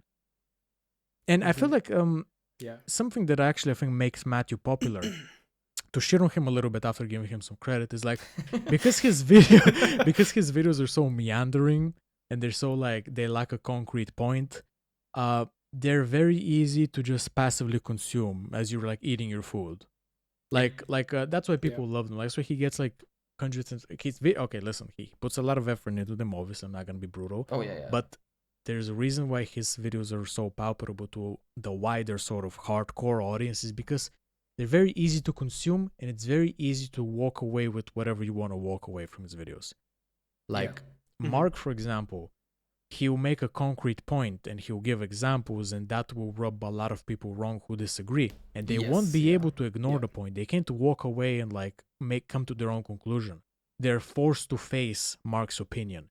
Matthew will like dress it up on a flowery language. He'll meander in the videos, like say, like make counter arguments against himself, but making them sound very good to like kind of confuse you, which forces you to rely on you coming to your own conclusion. And that's very palpable. Just like sandbox games. I mean, that's how like all big video game essayists do it. Most of them not up to Matthew's quality, obviously, right? But they try to, you know, steer away from actually having an opinion or whatever. It's more about observing random facts that are not actually that deep or interesting. Yeah, it's about observation, because observation allows the viewer to make their own conclusion. That's basically what it is. It's like the benefit with Matthew though is that a lot of the time the things he observes is actually a little bit more interesting than a lot of other more interesting, and it serves to create a good conversation and discourse, like the visual abstraction, whatever the fuck he called it, I don't even remember. Aesthetic deception. That created an interesting conversation. A lot of these large essayists, they purposely meander and they purposely like obstruct their real points so people can enjoy the video. Any person can enjoy the video and feel like they like watch something intellectual while eating their food.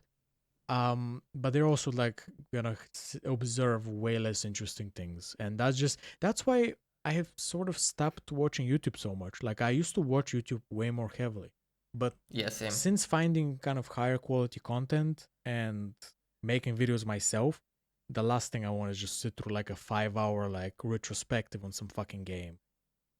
Like no, I'm sorry. Like I cannot do that anymore. Like you have your audience there, I'm not gonna be a part of it.